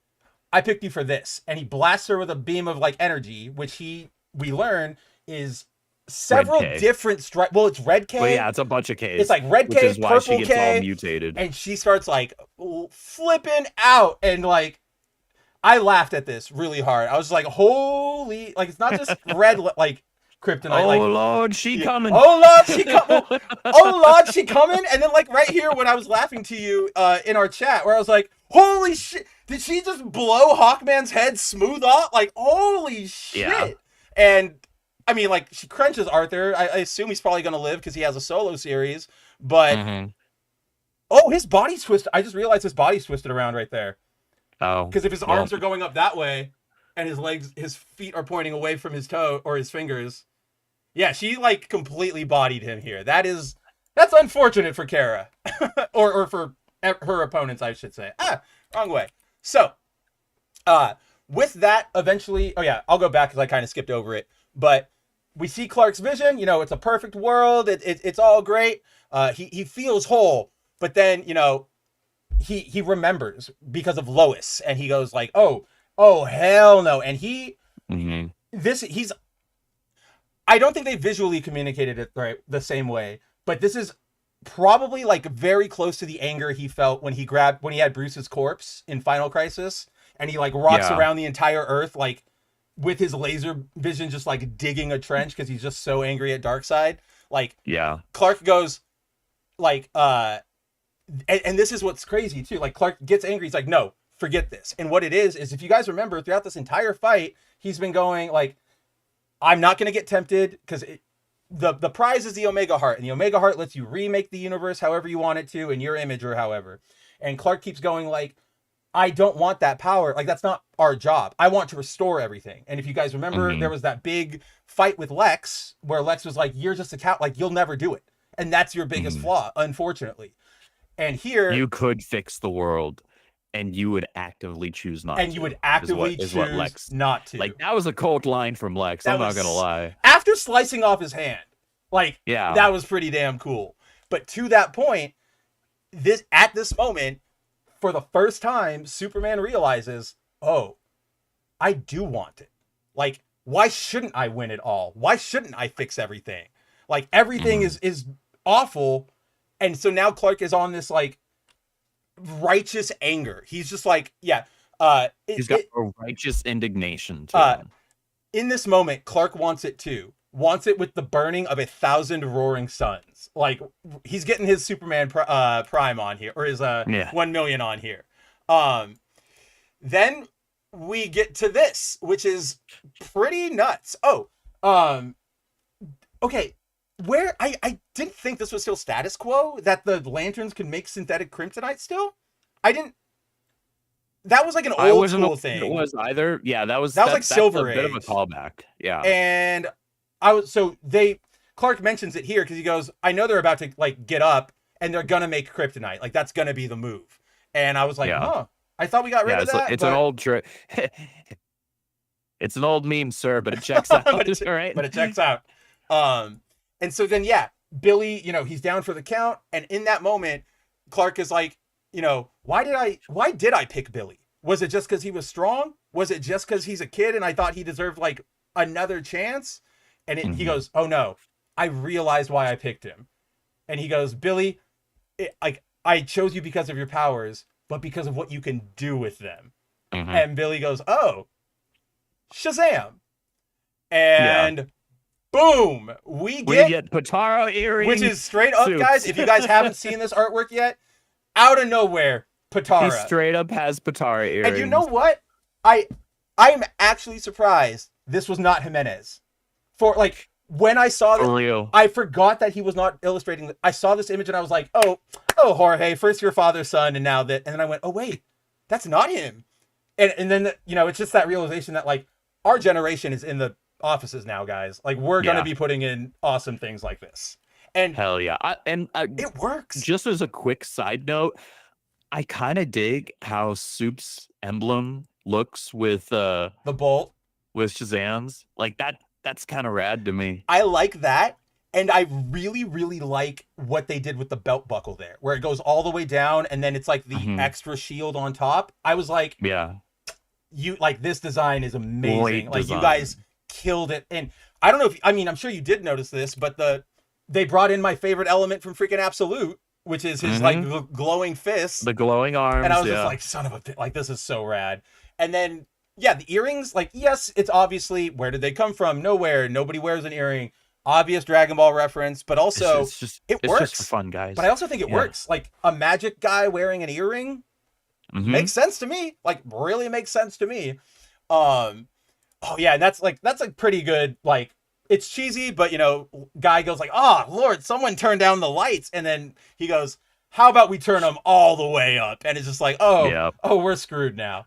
Oh yeah, both of them, like Hal and Guy both realize immediately. Crap, they're just like we're done here. Like we're checking out for the day. I don't know if you caught this because it's out. so little, but I laughed really hard that they're only like their first instinct and only defense is like brick wall, put up wall. a shield, right? And I'm like, it's like sorry guys, it might have gone easier for you if you just said, you know, uncle, like that wasn't the move. But your ticket was getting punched, and then you can see like that one punch right there just like rockets them away. Like that's what I wanted from the Absolute Superman suit, which we still might get. It's still early, but like that's what I love, like the build up the energy and blow it out. Like even look at him there. Like, oh, whoops, I am on the wrong page. I like flipped a page ahead. Like right there, he looks great. Like, they even gave him. Oh my God, stop flipping. They even gave him more of like he's got Clark's hair. Why in the world? He's got Clark's spit curl, but the rest of the hair isn't completely slicked back. It's a little more wavy. It's the Billy Pompadour. It's the Elvis, but with like a little spit. And I was like, oh guys, like you did good here. You did really, really good. This is really cool. Good choice. Well done. Yeah, right? Like cannot fault you guys for that. Tip my hat. And then this part too, Andrew. Like I actually thought like, oh yeah, this was good writing. Again, this is another one of those like good moments amongst a whole host of shit. This event is got me feeling schizophrenic, man. Right? Like no, and guys, like we go from like really cool moment to like what the hell are we doing here, to another cool moment, like, to something interesting every day. To what the hell are we doing? That is what Andrew and I go through like every day as we're talking and we're hanging out. Like we'll see a cover and we'll go like, oh, that looks cool. KO's not that bad. That was really fun. And then we'll see something else and we'll go like, what are we like? I hate this event. Go away. Like I'm done here. So very schizophrenic. I'm tag this somewhere. Maybe I'll make like a mashup in like a month or two when it's all done and see how we actually felt about it. Like compared to like right now where we're like, I don't know if it turns out great, bad, we'll see. But here, like an actually chilling moment for Superman because he wins, he's got the power and everything. And he says across the way, he sees Lex's one too, but there's something in Lex's look, something Clark isn't sure he has ever seen in those eyes before. Admiration. And I'm like, because he used Billy. specifically to win. Like, yes, Billy was a helpful ally, but as Superman just admitted, like, oh, I brought you in to power myself up. And so, like, Lex is fine.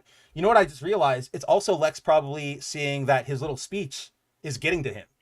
Right? Like, oh, see? Now you do want it, and you can't deny it any longer. So then we go into our final match, where we have Joker, Lex, Superman, Wonder Woman. Oh, just before I was about... yeah, I was gonna do a before thing too. So you go first. Okay. Mine is just gonna be the thing I was telling you about earlier, the art error that I was just gonna like bitch about. Yeah. So don't worry about mine. But like, yeah, go ahead. Okay. So we already know that Bruce who's been off in Night Fight. He's been offered the ability to return to the fight. Yep. Right. I presume that's gonna happen after the next issue.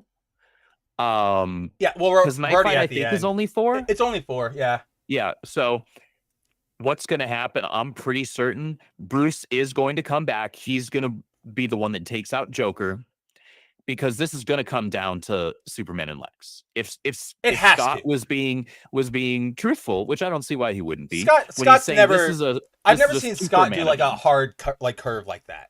No. No. Why would he? He's got no need to. The worst, Scott always goes like, there's some really cool stuff. Like, he keeps it vague. He never gives us like fake anything. He's always just like, it's cool. Like, hold on to your butts. Yeah. And so it's going to come down to Superman and Lex, obviously. But we're also going to get Superboy Prime entered in here. So Superboy Prime, but he's bringing Lois with him.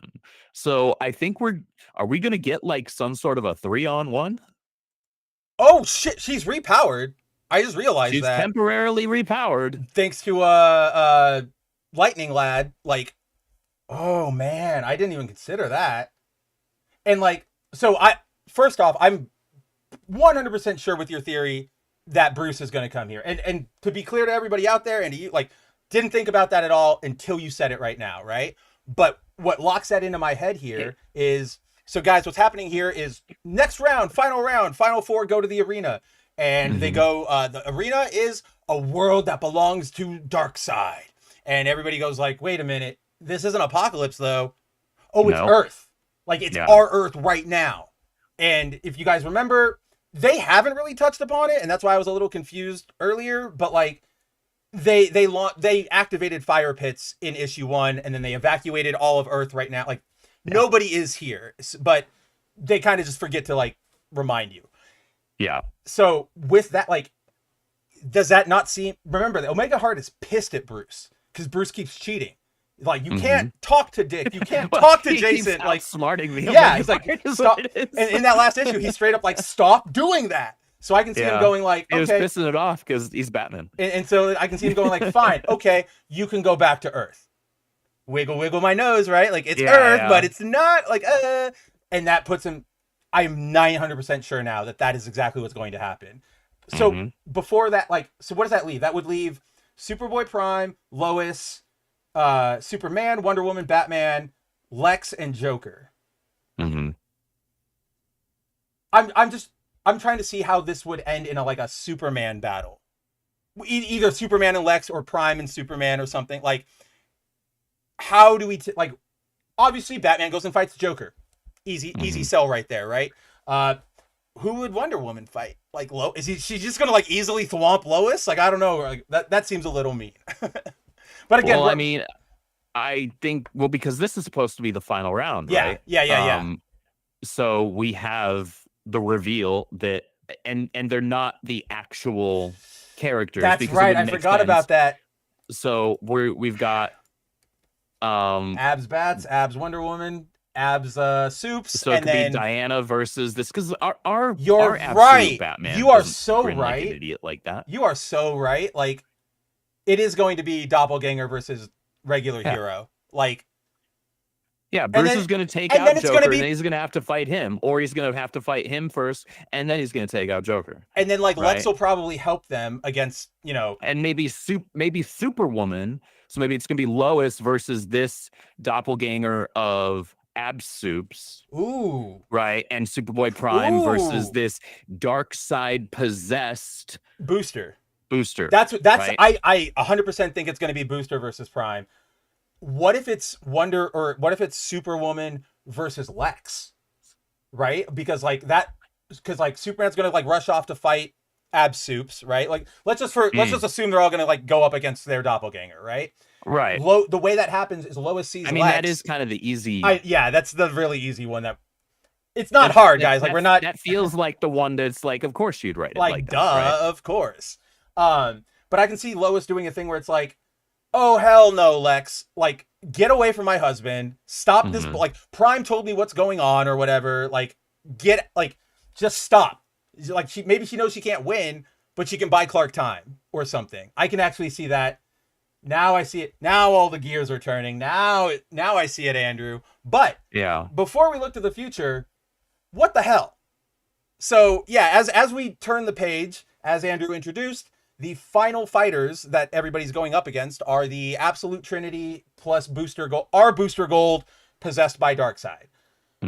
If you guys remember, this is something Andrew and I have been wondering since this started, because that first issue ends with that silhouette shot of them, or like their feet are like showing, the rest of them are in shadows.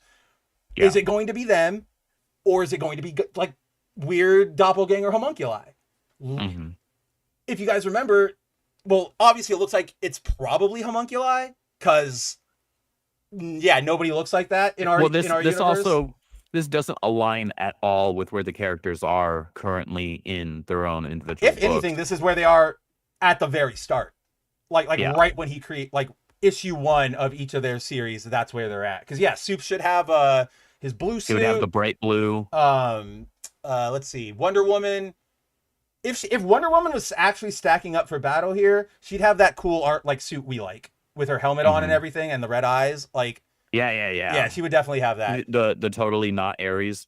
Suit that not at all. Ares who? No, I'm sorry, the totally not Hellgate armor. That's right. I can't wait to see that Absolute Wonder Woman beat up Spider-Man next. I think we get one next week, unfortunately. But God, you read that last issue, right? Actually, it's still the only thing remaining that I haven't read. Where, like, Amazing. I think it's in space where they're like wrapping up the space mission. Yeah, it's the only one I have left from last week. It's okay. Week. It's the last thing you have to. Okay, it's because you told me it was just kind of meh. It is kind of just meh. So which is sad because Pepe is back on it. I know, and it's like again. Pepe rules, but it's You'll see. We'll talk about it when you read it. But now that we're here, right? Like, how do you feel, Andrew, about our absolute enemy Trinity here? Like how it's playing out, all that fun stuff. The issue is this was teased early on. Yeah. Already. Oh yeah, we knew it was coming. But it doesn't feel like it was built towards. It doesn't feel like it was built towards, and I also don't understand why Darkseid would pick them. Like, outside they're like actively heroes, right? And like outside of symbolism, which he doesn't really care so much about symbolism outside of like the Kryptonian, right? Like I could see him specifically picking a Superman to mess with Superman, but he doesn't care about Wonder Woman or Batman past, you blew up all of my fire pits back in the day, and changed all my self-destruct codes. So like, and then your point about them being active heroes, and then to that, like, again, playing things where they're dealt, why wouldn't you grab Wally? Objectively, probably a better evil fit right now than Bruce. Bruce is still just a big guy. He's still just a big guy, right? So it's like, why not? A really big guy, but still just a guy. Just a guy. Why not pick Bane, right? Like that's an actual... Pick Joker. Why not pick Absolute Joker? Yeah, you have a literal dragon. But then our heroes wouldn't win, and we want the heroes to win because Absolute Joker is the scariest guy I've ever seen in my life. Watch like next week, with the Netflix sale or whatever, Warner Brothers is going to announce like after whatever years we're finally shutting down DC, and they're going to like do a last minute update to this issue where it's just like your final opponent is Absolute Joker, and then the next page is just like. Everybody went home. The end. Yeah, just the end. And it's You like, could even just put like the freaking Resident Evil "You Have Died" screen, Yeah. honestly, at the end. or you just go like, you show that last page, it's like, it's absolute Joker, and then you turn it and it's like the big long like, to everybody, thank you for all the years of like DC, Good night, right? Good night, everybody. Yeah, just like, thank you. It's absolute Joker, and everybody's response is absolutely not. Absolutely. I'm out of here. Scariest guy I've ever seen in my life. But yeah, like, more than that too, I think you and I tagged this at the very beginning of KO. It just feels unearned. Like, there's no reason for them to be here. There's no reason for Darkseid to grab them. There's no reason outside of this possession that they would have to fight Wonder Woman, Clark, or Bruce, right? So it's just, it felt like they wanted to, capitalize on it really fast. It was just a little too early. You were way too early to the race. But I will say, this cover is really freaking cool. The one for the next issue. That's wicked. It's a really good cover. Who's the cover artist? That looks like, I can't see the SIG. I can't either. It is Fedez? I don't recognize the signature. Let's see. I'm gonna see if it's. Oh no, it's okay. It's Javi Fernandez. It's this cover artist. Oh, it's Fernandez. Okay. I mean, he's really freaking good. He's good, but this is like a level up even for him. Yeah. And I'm glad he did, because like obviously this would be the issue to do it on. Also, I gotta say, man, the Omega Energy spikes on Batman. That's dope. It's fucking cool as shit. It's fucking that cool as shit. Cool. It's so cool. We'll also notice his freaking and his chest axe is crackling with Omega Energy too. Oh man, that's dope. You know what? You can win a lot of points with me, DC, if the next issue you really just show all 6 of these guys like going all out against each other. I would be up to see like an absolute Batman actually letting loose, right? Again, he's evil. Yeah. Do it. Who cares? So yeah, this is an evil July version. At least that's what we're assuming, because it's the only thing that makes any sense. Oh my God, if they reveal like at the end, like, nope, this is them, and now I'm just gonna like throw them back. If they start doing a thing of like, we kind of remembered, but we didn't no, dude, I'm gonna be mad. Oh man. I'm going to be so mad. That would ruin the absolute books for me so hard. Instantly. Like, nobody should be thinking about Omega Heart Energy, right? Like, you should all laugh anybody out of the absolute off, like, in the absolute universe. If somebody says that, beat them up. Like, it's insane to me. So stuff them in a locker, toss them out the window. You take that lunch money. You say we're keeping the line at $3.99. And you're giving it all to me. Yeah, and there's the solicit for that. It's the choice stands before you, Superman. So we'll see. But that is so you guys can kind of see what we're saying about KO, where like obviously Andrew and I'd say you and I are probably more on the like for this issue, but there's things where you and I are like, that's cool. Like, okay, that was cool. Yeah, like it has some genuinely cool moments, but the problem right now is still the story.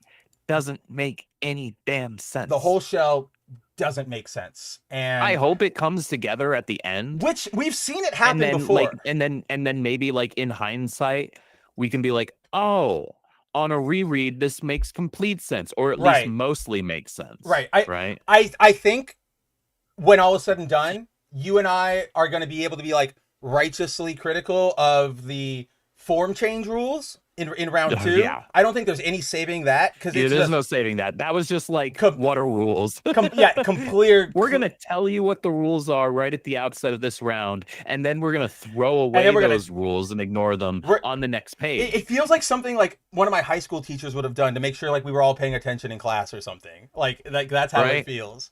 But God, yeah, Emperor Joker, such a ridiculous like pull. That was genuinely insane to me. And Nyx. And Nyx will pick. Yeah. Like I can't believe we didn't even talk about him.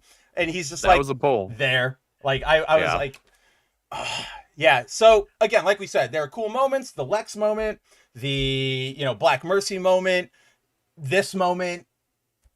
But you gotta have more than just moments. Right? Like we're not here watching a TikTok reel of like the top 10 best moments of January 2025. So Yeah. let's hope they can land this in some way. Like right now, I currently am looking out the window, like, Hail Marys. Like I don't think we're making it out of this one, but hopefully we do. But I think, is that all we have for DC this week? I think that's all we've got for DC. Yeah, the big one was KO, then we got Aquaman. So let's hop over to Marvel. Where do you want to start with Marvel?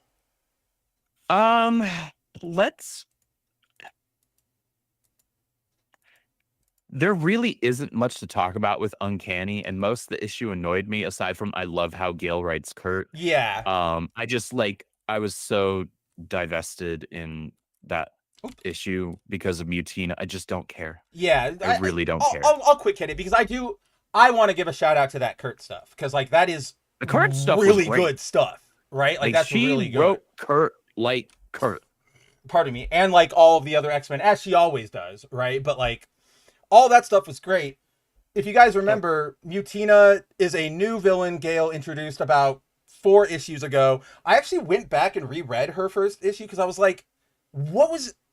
I forgot She's barely in it. I forgot they actually fought. Like her and Jitter and Ember. I was like, oh, wow, that's how little of an impact you had on me as a character. Like, what are we here? For those who don't know, what we know of Mutina right now is that she is an actress, a celebrity who stars in a like horror movie focused on a mutant, and she is apparently a mutant, and she hates mutants, right? And again, this is all just what she said to us. We don't know if that's true. That's just how she's presented herself. And yeah, Gale keeps trying to... Okay, so how do I... Hear me out on this, Andrew, because I do... I agree with you on the Mutina thing, where I'm like, I haven't so far like cared about her. There's no appeal here. Go away. And they also keep like putting a huge focus on like she's a threat, right? Like, oh, they're coming. Yeah, that fucking I trade. just don't believe it. Right, and that trade, remember, like the last trade is Murder Me, Mutina. It's like you're in the last issue of that trade. Like, why are you the focus of it? Like, calm down. So, in the process of this, guys, Mutina, she comes up to the X-Men and she's like, I want to join because my PR team says it would help me, better mutant relations, like whatever, right? It's all fake. And they fight, and, it's actually, again, Marquez, you're great at art. She fights off with Wolverine, and eventually Wolverine kicks her ass and, tells her to go away.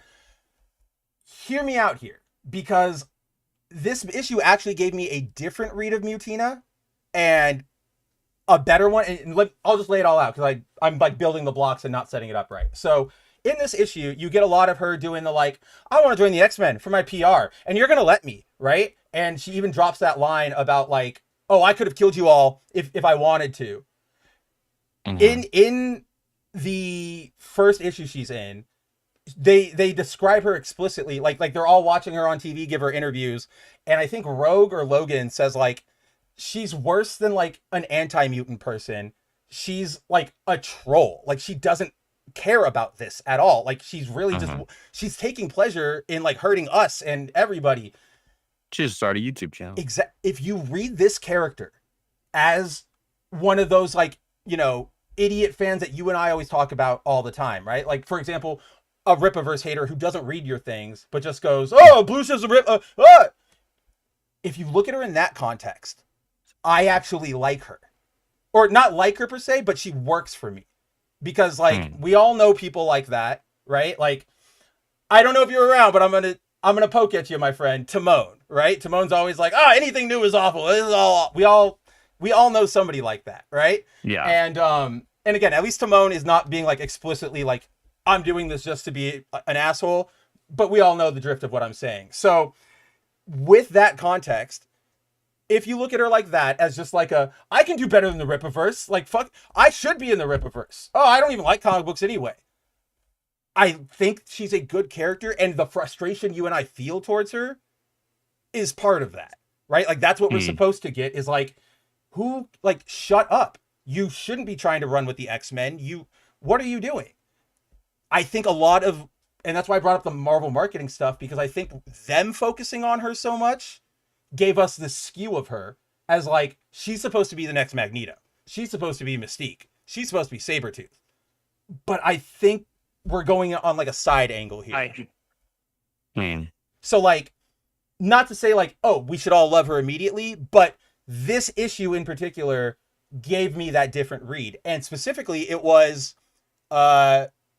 is it right here? Oh yeah, it's the line you keep bringing up where after she, has her tryout fight with Kurt, she goes, also, you should know, I could have killed you, I could have killed you all, thought about it. I read that line is instead of like a genuine threat, that's more of like a brat, right? Like, oh, I could do better. Yeah, okay, I could have written Blue Shift too.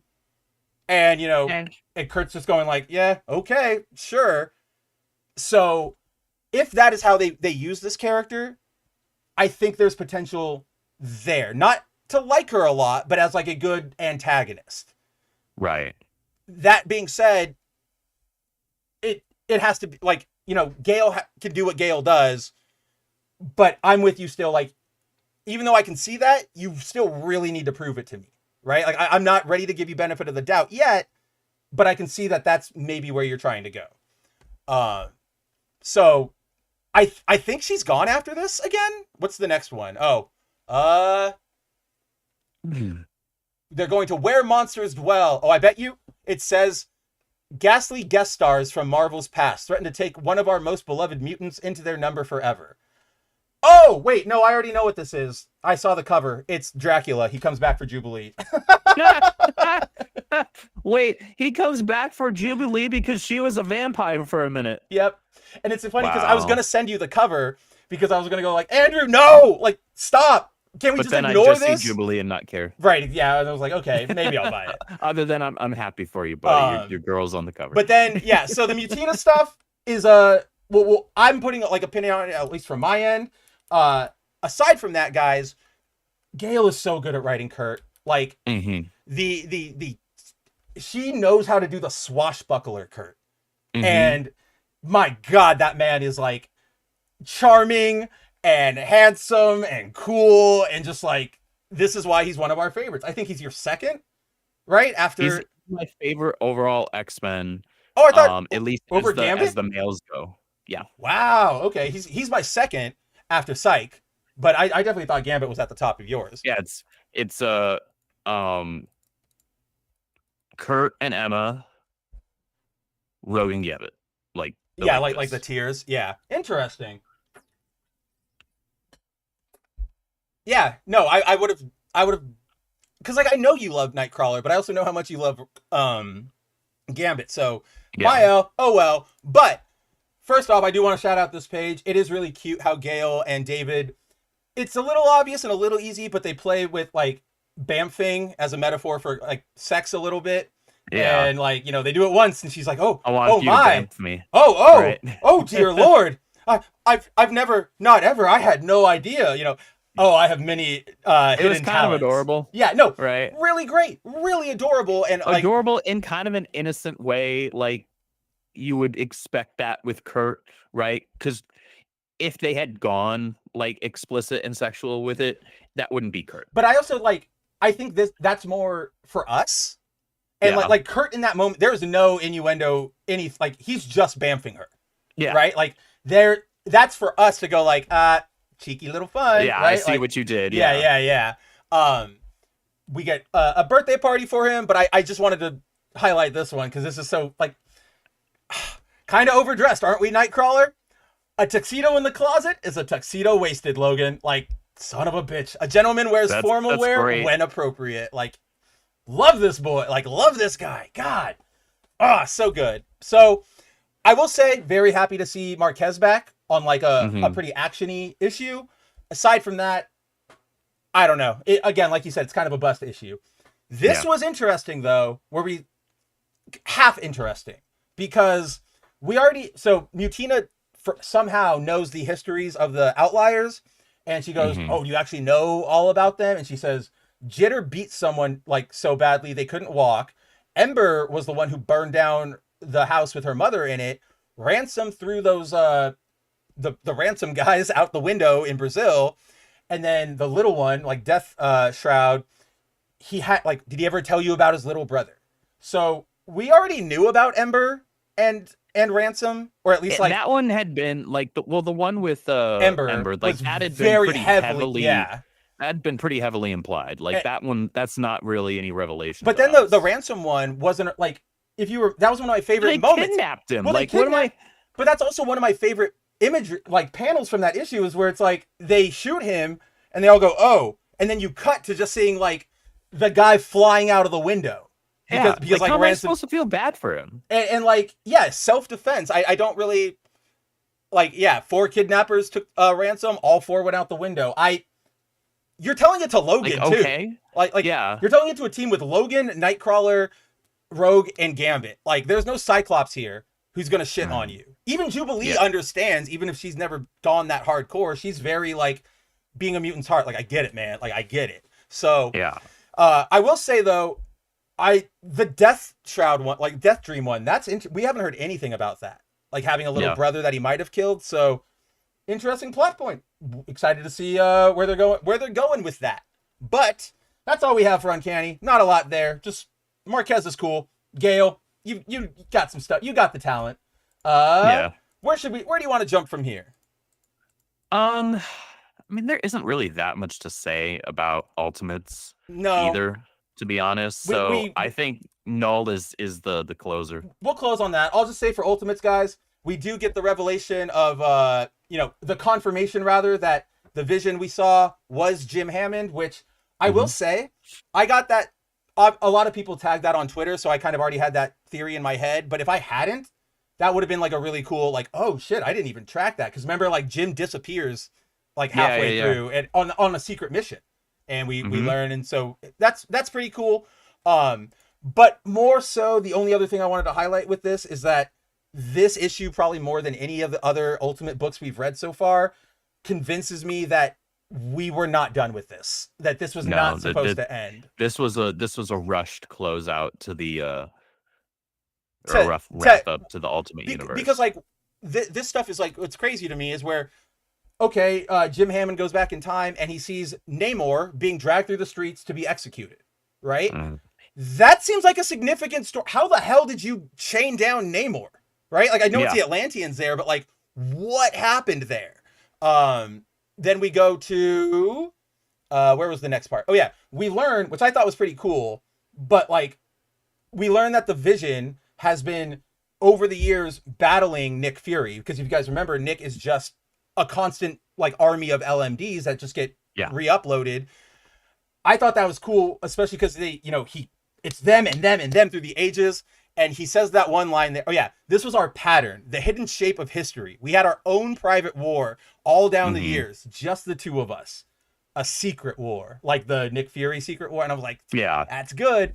But to that point, Andrew, does this not feel like it should have been another like annual?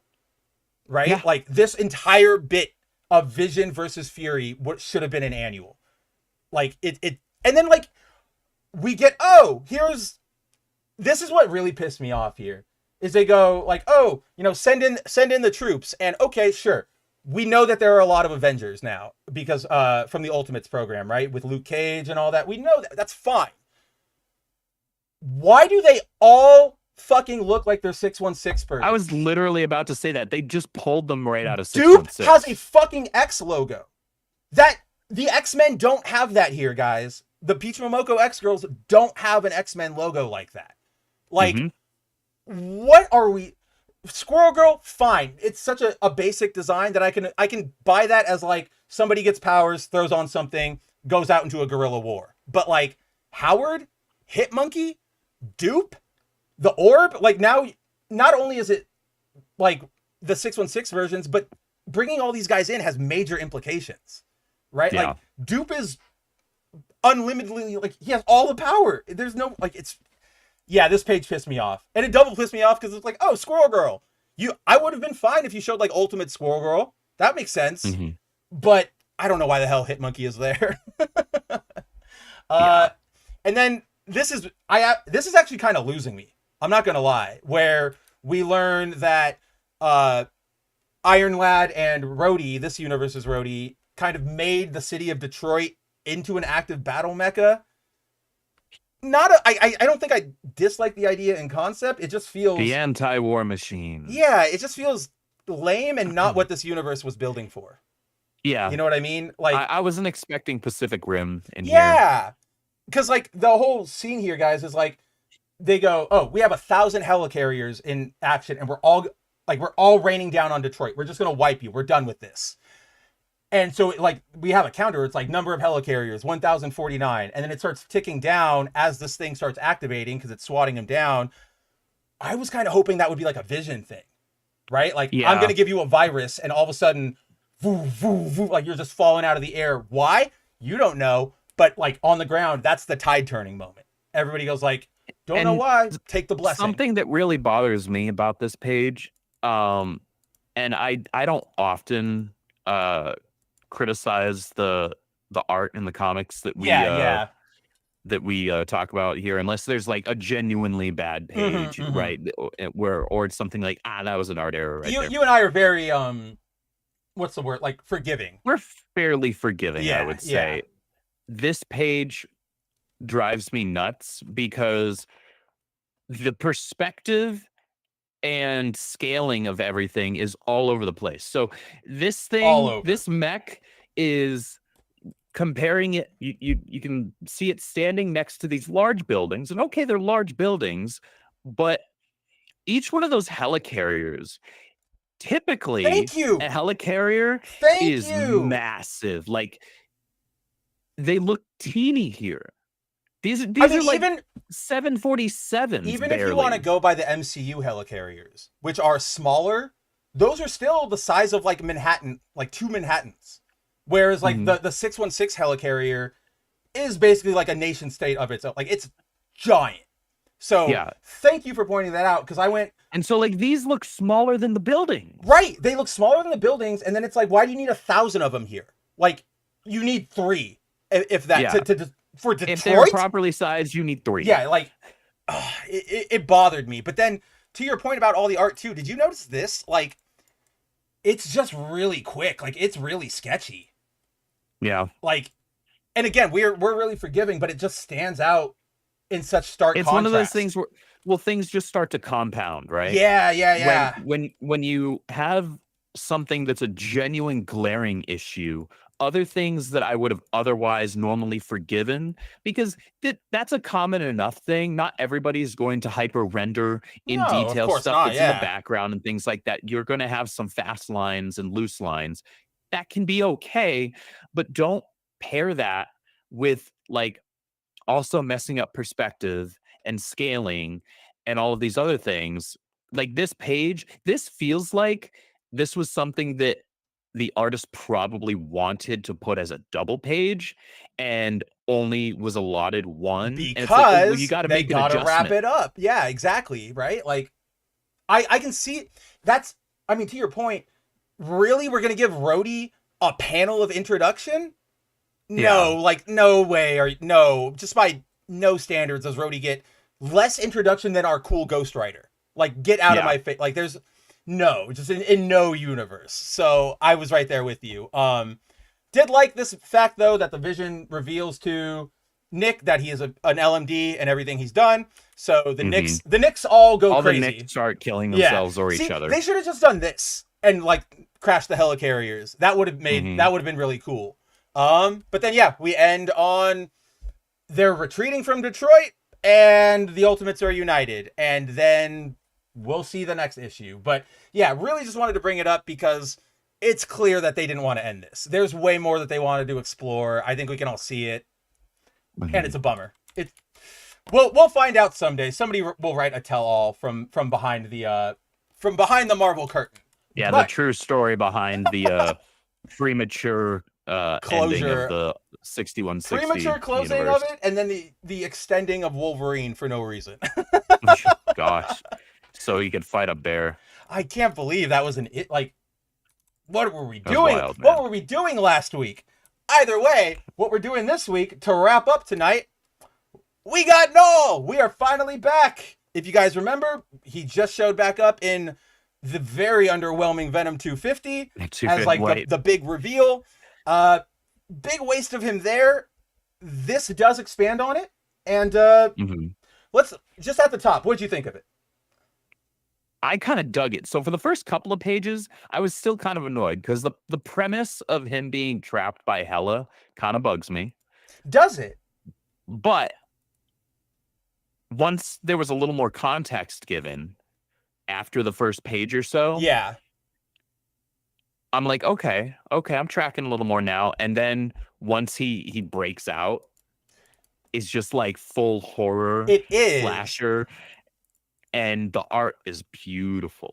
The art is surprisingly baller in this series. I was not expecting this because I forget, is this just a one shot or is it a mini? This is a mini. It's either a mini or an ongoing. It's not a one shot, so it's supposed to keep going. But no, I was pleasantly surprised by it because, like, I saw this preview image, and it's good. But I also know how very quickly artists in this styling lose the steam on sequentials, right? Like, they're great for splashes and they're great for covers, but then they get to like page 18 and you can start seeing the errors you and I start, noticing the lack of details, you missed this, yada, yada. Doesn't happen here. Like, at least in issue 1, kills it all the way. So, yeah, we open, behold, the King in Black. We get a quick recap of the quick and dirty version. Yeah, the quick and dirty version of like Knull's existence to his defeat by Eddie. I do want to bring something up here, Andrew, because I don't get it, but like Marvel goes really out of their way nowadays to just not acknowledge that Gore was the one who first had the neck. Like in our continuity, like when we first met it in the comics, it was under Gore's control. Because even here it says, where is it? Where All Black was in the hands of another. Yeah, was stolen, like destined to write legends in the blood of dead gods in the hands of another. Can you not just say it's Knull? Or I mean, Gore? Just say it was Gore the God Butcher. Right. Like, and like, I don't get it, guys. Like, everybody likes Gore. There's nothing. Are we trying to forget that he was supposed to be the big bad in Thor: Love and Thunder, and because that movie was so awful, we're trying to make people forget that Gore even exists? Honestly, okay. You know what? Between this and the Phoenix starring him, maybe something that there. Might be it. Maybe might be. We'll see him in like 5 years, but you might be onto something. Holy crap, you might be onto something. This is the worst MCU movie I've seen. God, I saw Eternals. Well, okay, so Eternals and Captain America: Brave New World are the two that I haven't seen. Oh, and the Marvels. So those are the 3 I haven't seen. I only haven't seen Shang-Chi because I refuse. I have seen Shang-Chi. I physically cannot watch things with Simu Liu in it. Like, I physically am unable to. So he's bad. I hate him to death. The movie was bad. Like, okay. He does not do your people justice. No, of course he fucking doesn't. I know that. I knew that. I knew that when he was on a show called Kim's Convenience about Vietnamese like convenience store owners, and he started saying, "What about my experiences as a Canadian Chinese?" And I'm just like, at this point, what are you even arguing about? Like, just say you want more money. Like, I don't know what we're doing here. Yeah.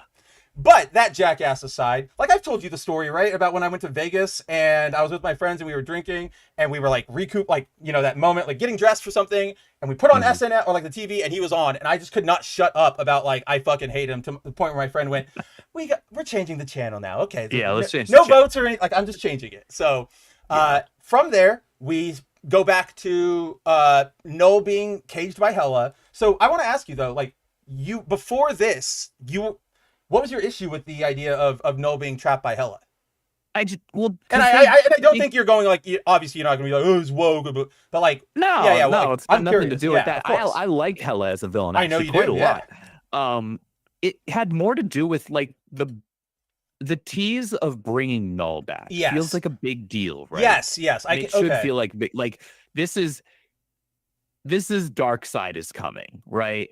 This is Thanos is coming with the gauntlet. This is, to me, he should have that kind of gravitas. He really should have. When we finally see him in that issue 250 of Venom, and he's in a cage, I'm like I cannot describe to you how deflating that was.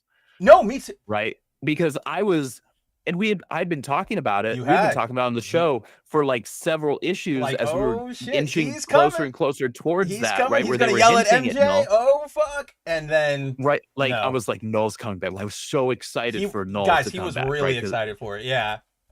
he's one of my favorite Marvel villains because I love everything that Cates did with his run in Venom. But and don't so I was don't go tell Cates anything about how you feel about it. He will take it the wrong way. Yeah. So it was just like super deflating for me, where I was like, oh, like Knull's coming Okay. back. He's about to put That's it on what the you table. meant. Okay. Right. Then with that, I people agree. about to have been fluffing around and finding out. Right. I thought you meant like the And base instead, concept he's of like, just I don't want to see him caged. And again, like defeated, captured, I knew you were fine with that, but I was like, is there something specific in the mechanics of him here that bugs you? But now I see what you mean, like the way it was rolled out, because I'm right there with you. Again, 251 was a way better 250 than 250.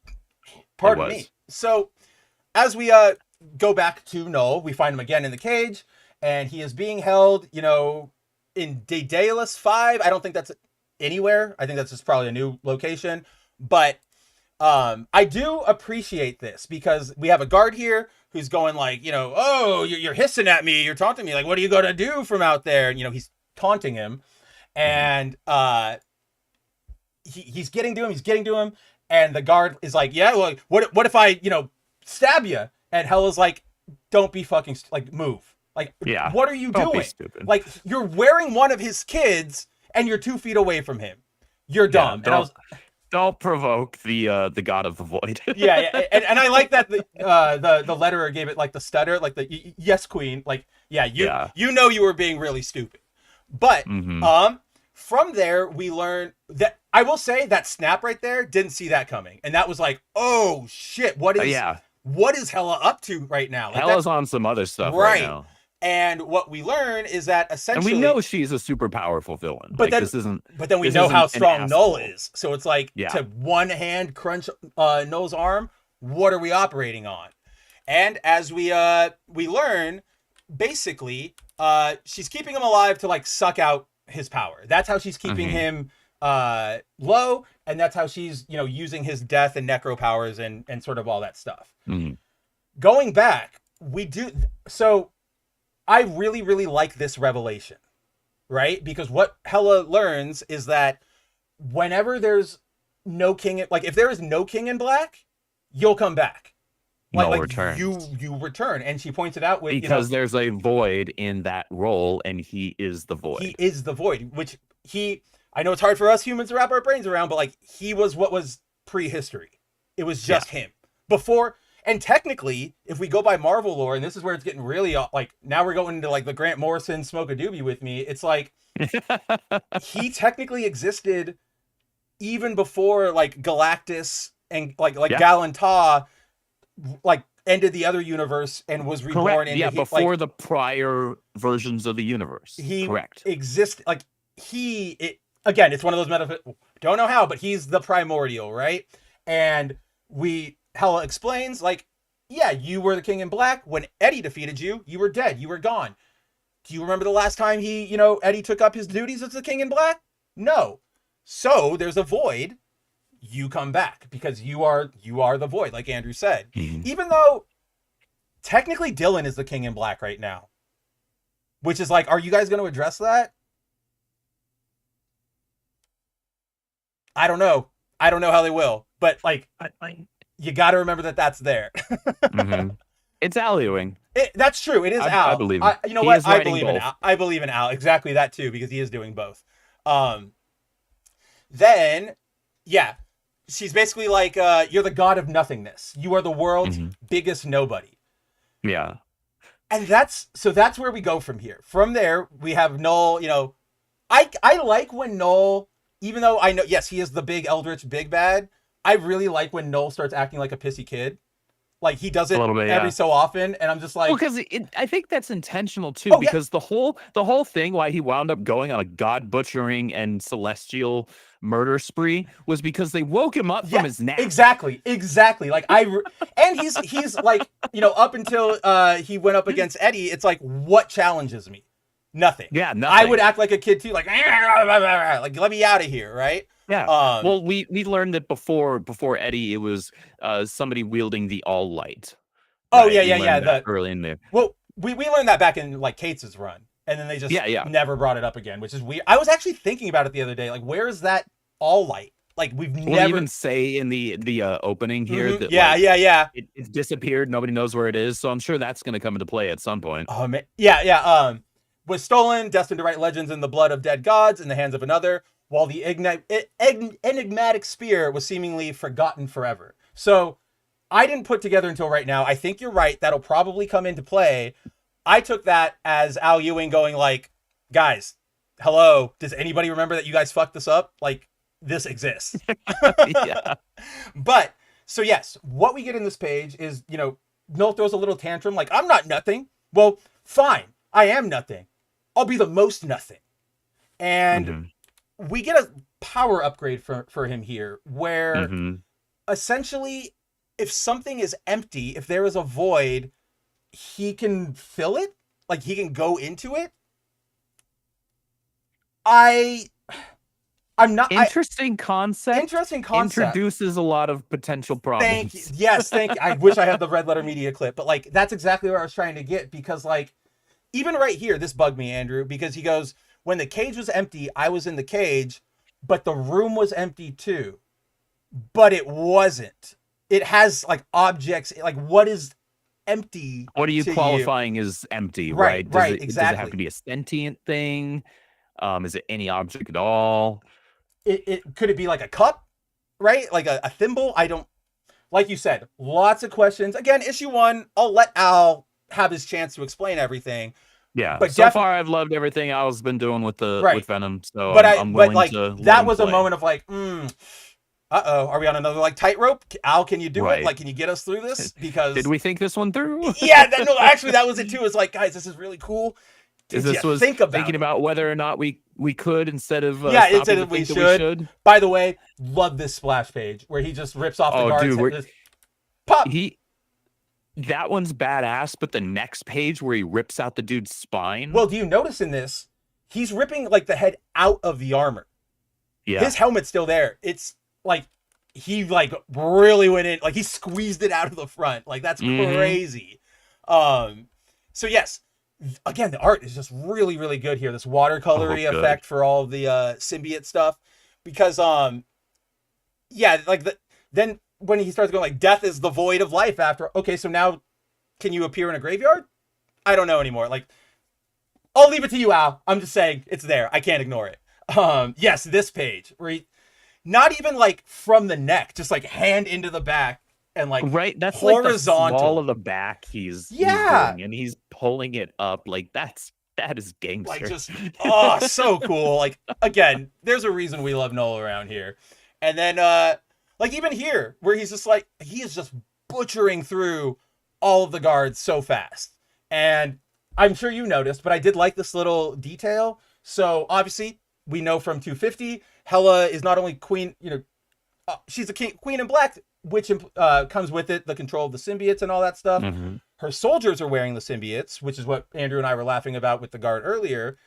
Here, as Knull is getting out, he kills about 3 to 4 guards. Every time he does, his suit goes from like bandage, like his like wounded capture suit, to eventually his real one.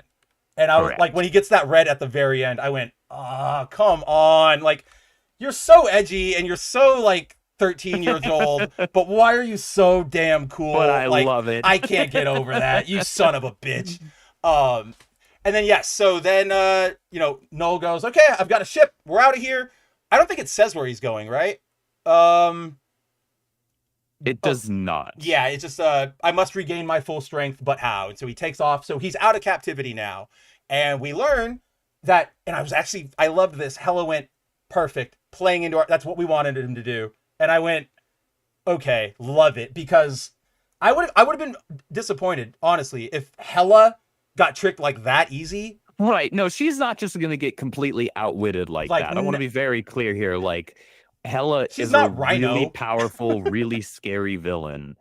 And like I'm glad that she was treated with some level of respect here, to not just like she wasn't a jobber. Yes, that's the right word. Like, she wasn't a jobber. It's one of those situations where it's like they're both so, like really, really good, and that's what makes the conflict interesting. Is that like Knull is so powerful, but Hela is that cunning and smart, and that like 3D chess, 4D chess, 5 steps ahead at all time.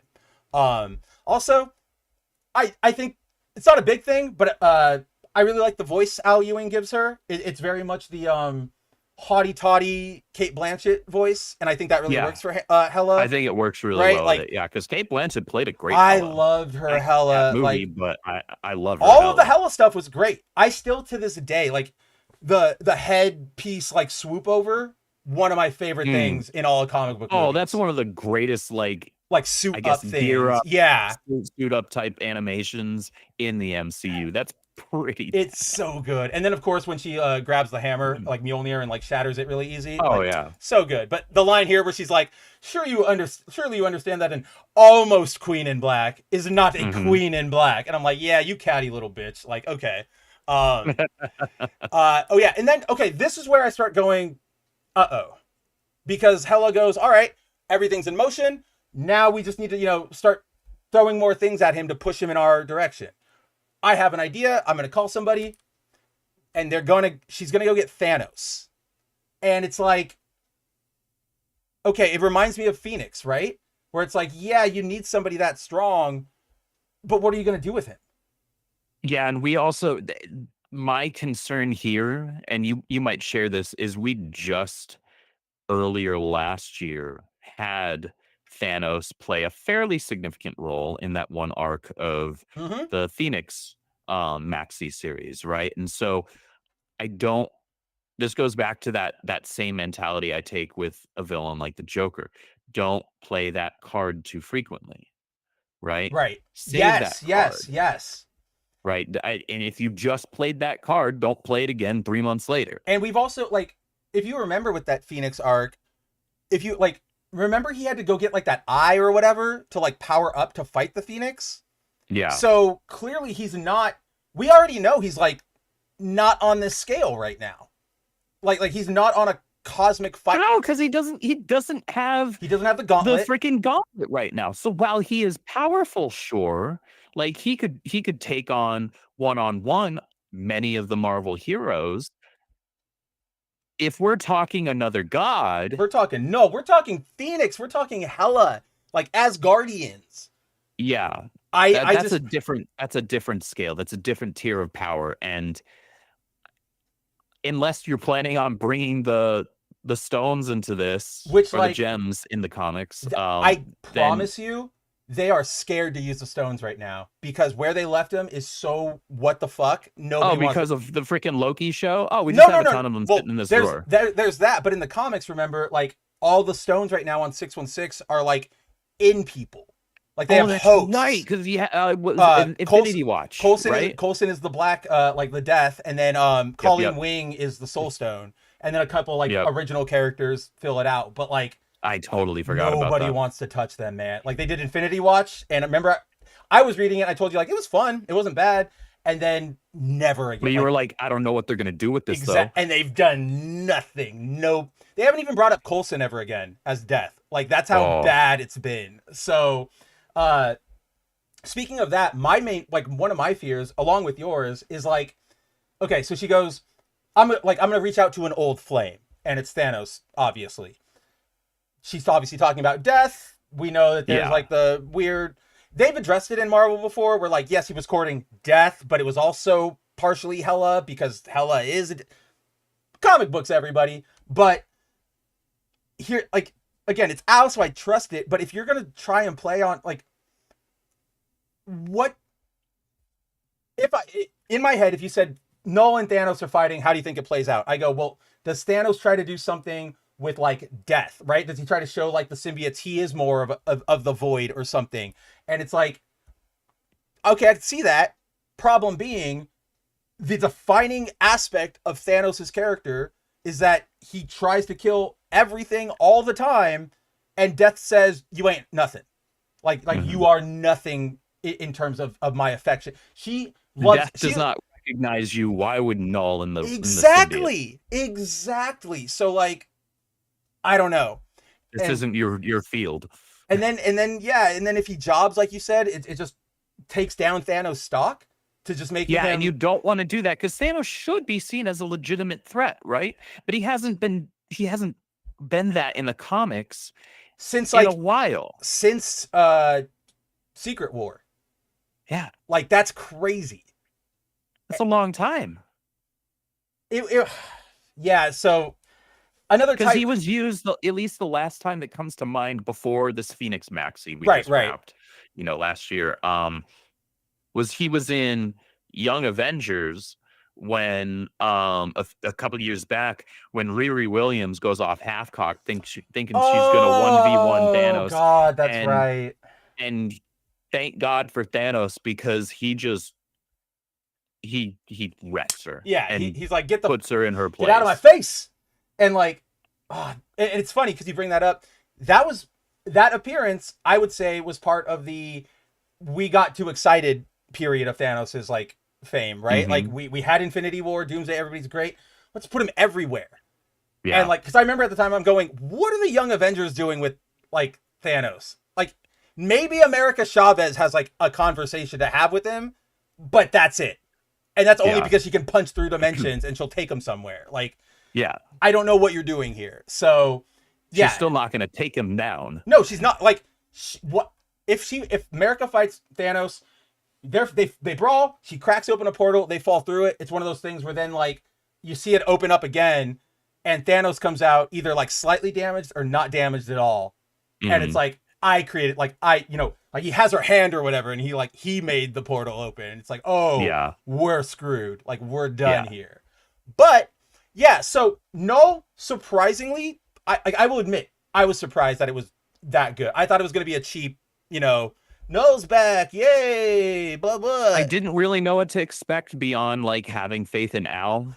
And that was the only thing that kept me from going like completely off the deep end. Is like I trust you, but I also know Marvel just fucked you with Venom 250. So I don't. What's going to win out here? This is Al Ewing. I gotta believe that there was something from editorial that made him have to pivot on like his pacing for that stuff. There had to have been something else. Again, like my strongest support to that is the fact that Todd Knack showed up for like 4 issues. He clearly wasn't supposed to be. Like, it was supposed to be Carlos, obviously. Yeah. But they needed extra stuff to, I guess, like bridge us to that, to make it 250 where they could do that, I guess. Like, and again, the biggest support I have is the random shot of MJ. Remember? There's like, I forget which Venom issue it is, but like, she's just like, hello? Oh yeah, I'll be there or whatever. And it's like, very clearly Todd had nothing to do with the rest of the story. Why was this here? And so I can definitely believe editorial did something. I couldn't tell you in what, like to what end, because like Venom 3 is already long gone and out, right? Like that Knull hype train is already out. Marvel Rivals long past Hela. Which he had no presence in that either. Well, he did. He was the villain of the first season. We just never physically see, like, all the Planet of the Symbiote stuff, that's him. He's in that first image, like he's sitting on like the throne with the all black. Watch, I think I can find you're thinking Marvel Rivals. Okay. Marvel Rivals I thought you said screen. I thought you said Venom 3. I thought you were talking about the movie. Bump, bump, bump. There it is. Yeah, I thought you were talking about the third Venom movie. What is? I think this is the movie window that we're. Are you unplugged? Can you not hear me now? Yeah. Again? That was Knull. Like right there. I don't think you can hear me again. Season 3. And of course I have the really awful like Reddit link up, so I'll also just like shoot it over here. Oh no! Oh, I am unplugged again, Andrew. How did you know? I don't even know how it keeps happening. Anyway, back. What? I knew because you weren't responding to me. I was saying no. I know he was part of Rivals. I thought you had said Venom 3. I thought you were talking about the movie. Where he has like a scene and then he has no presence in it. That's what I was talking about. Made me so mad because they're like, it's Knull, and it's Andy Serkis, and I'm like, okay, like that'll get me into like watch it, and then there was nothing, and it was like I hate nothing. you. I hope you go away. Yeah. But you know what? Corey is saying I'm heading out. Night, guys. Andrew, I think we might be as well. Is there anything left to say about where we are with Knull? I think honestly, I think that's it. I'm looking forward to the next issue. I'm curious to see what we're gonna do. Wait, is that one of those? It's the thing, the Outriders from like Infinity War. Yeah. Chitauri Outrider, yeah. Okay, interesting. Well, then that. I guess that supports the whole bringing in Thanos. Oh, you're right. Duh. Like why did we? Right. Yeah, duh. All right, whatever. We see what happens.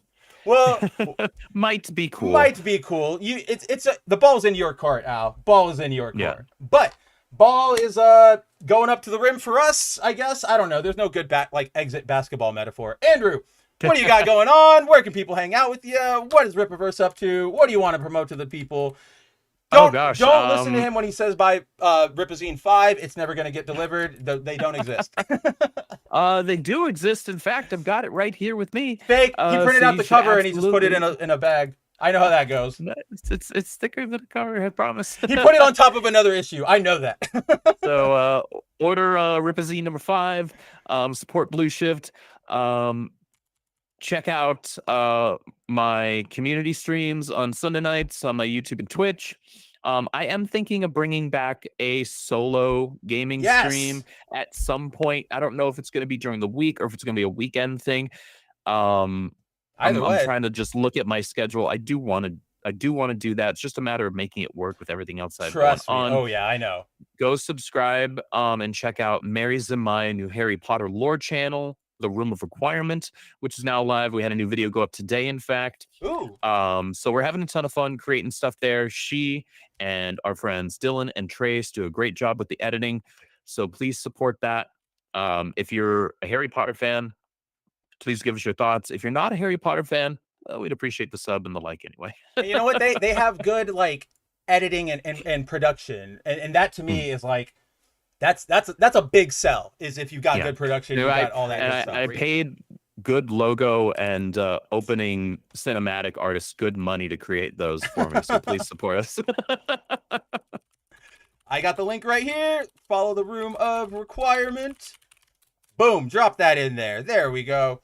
All right. Excellent. Yes, and then as always, guys, boundingintocomics.com every day for new news. Saturday, 11 p.m. Pacific or a.m. Pacific time. I don't know anymore. You'll get the notification. Good Mav Ugly. Come hang out with me. We'll laugh. We'll talk about things. You know how it goes. And I think, yeah, until then,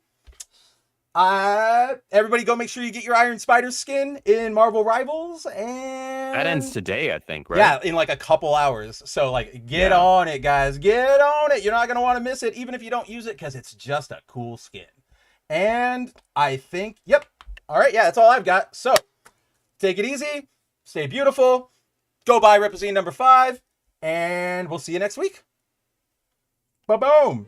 Never before have we had greater face a complex, rapidly changing world. Think of it a moment.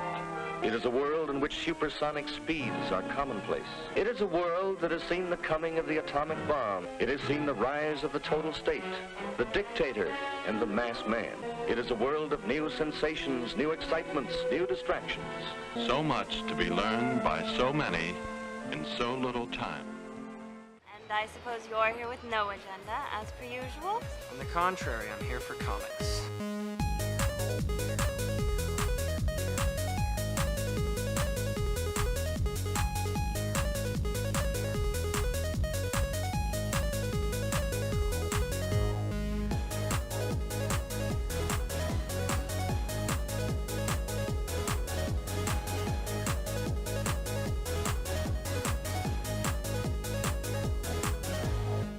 What kind of man are you anyway?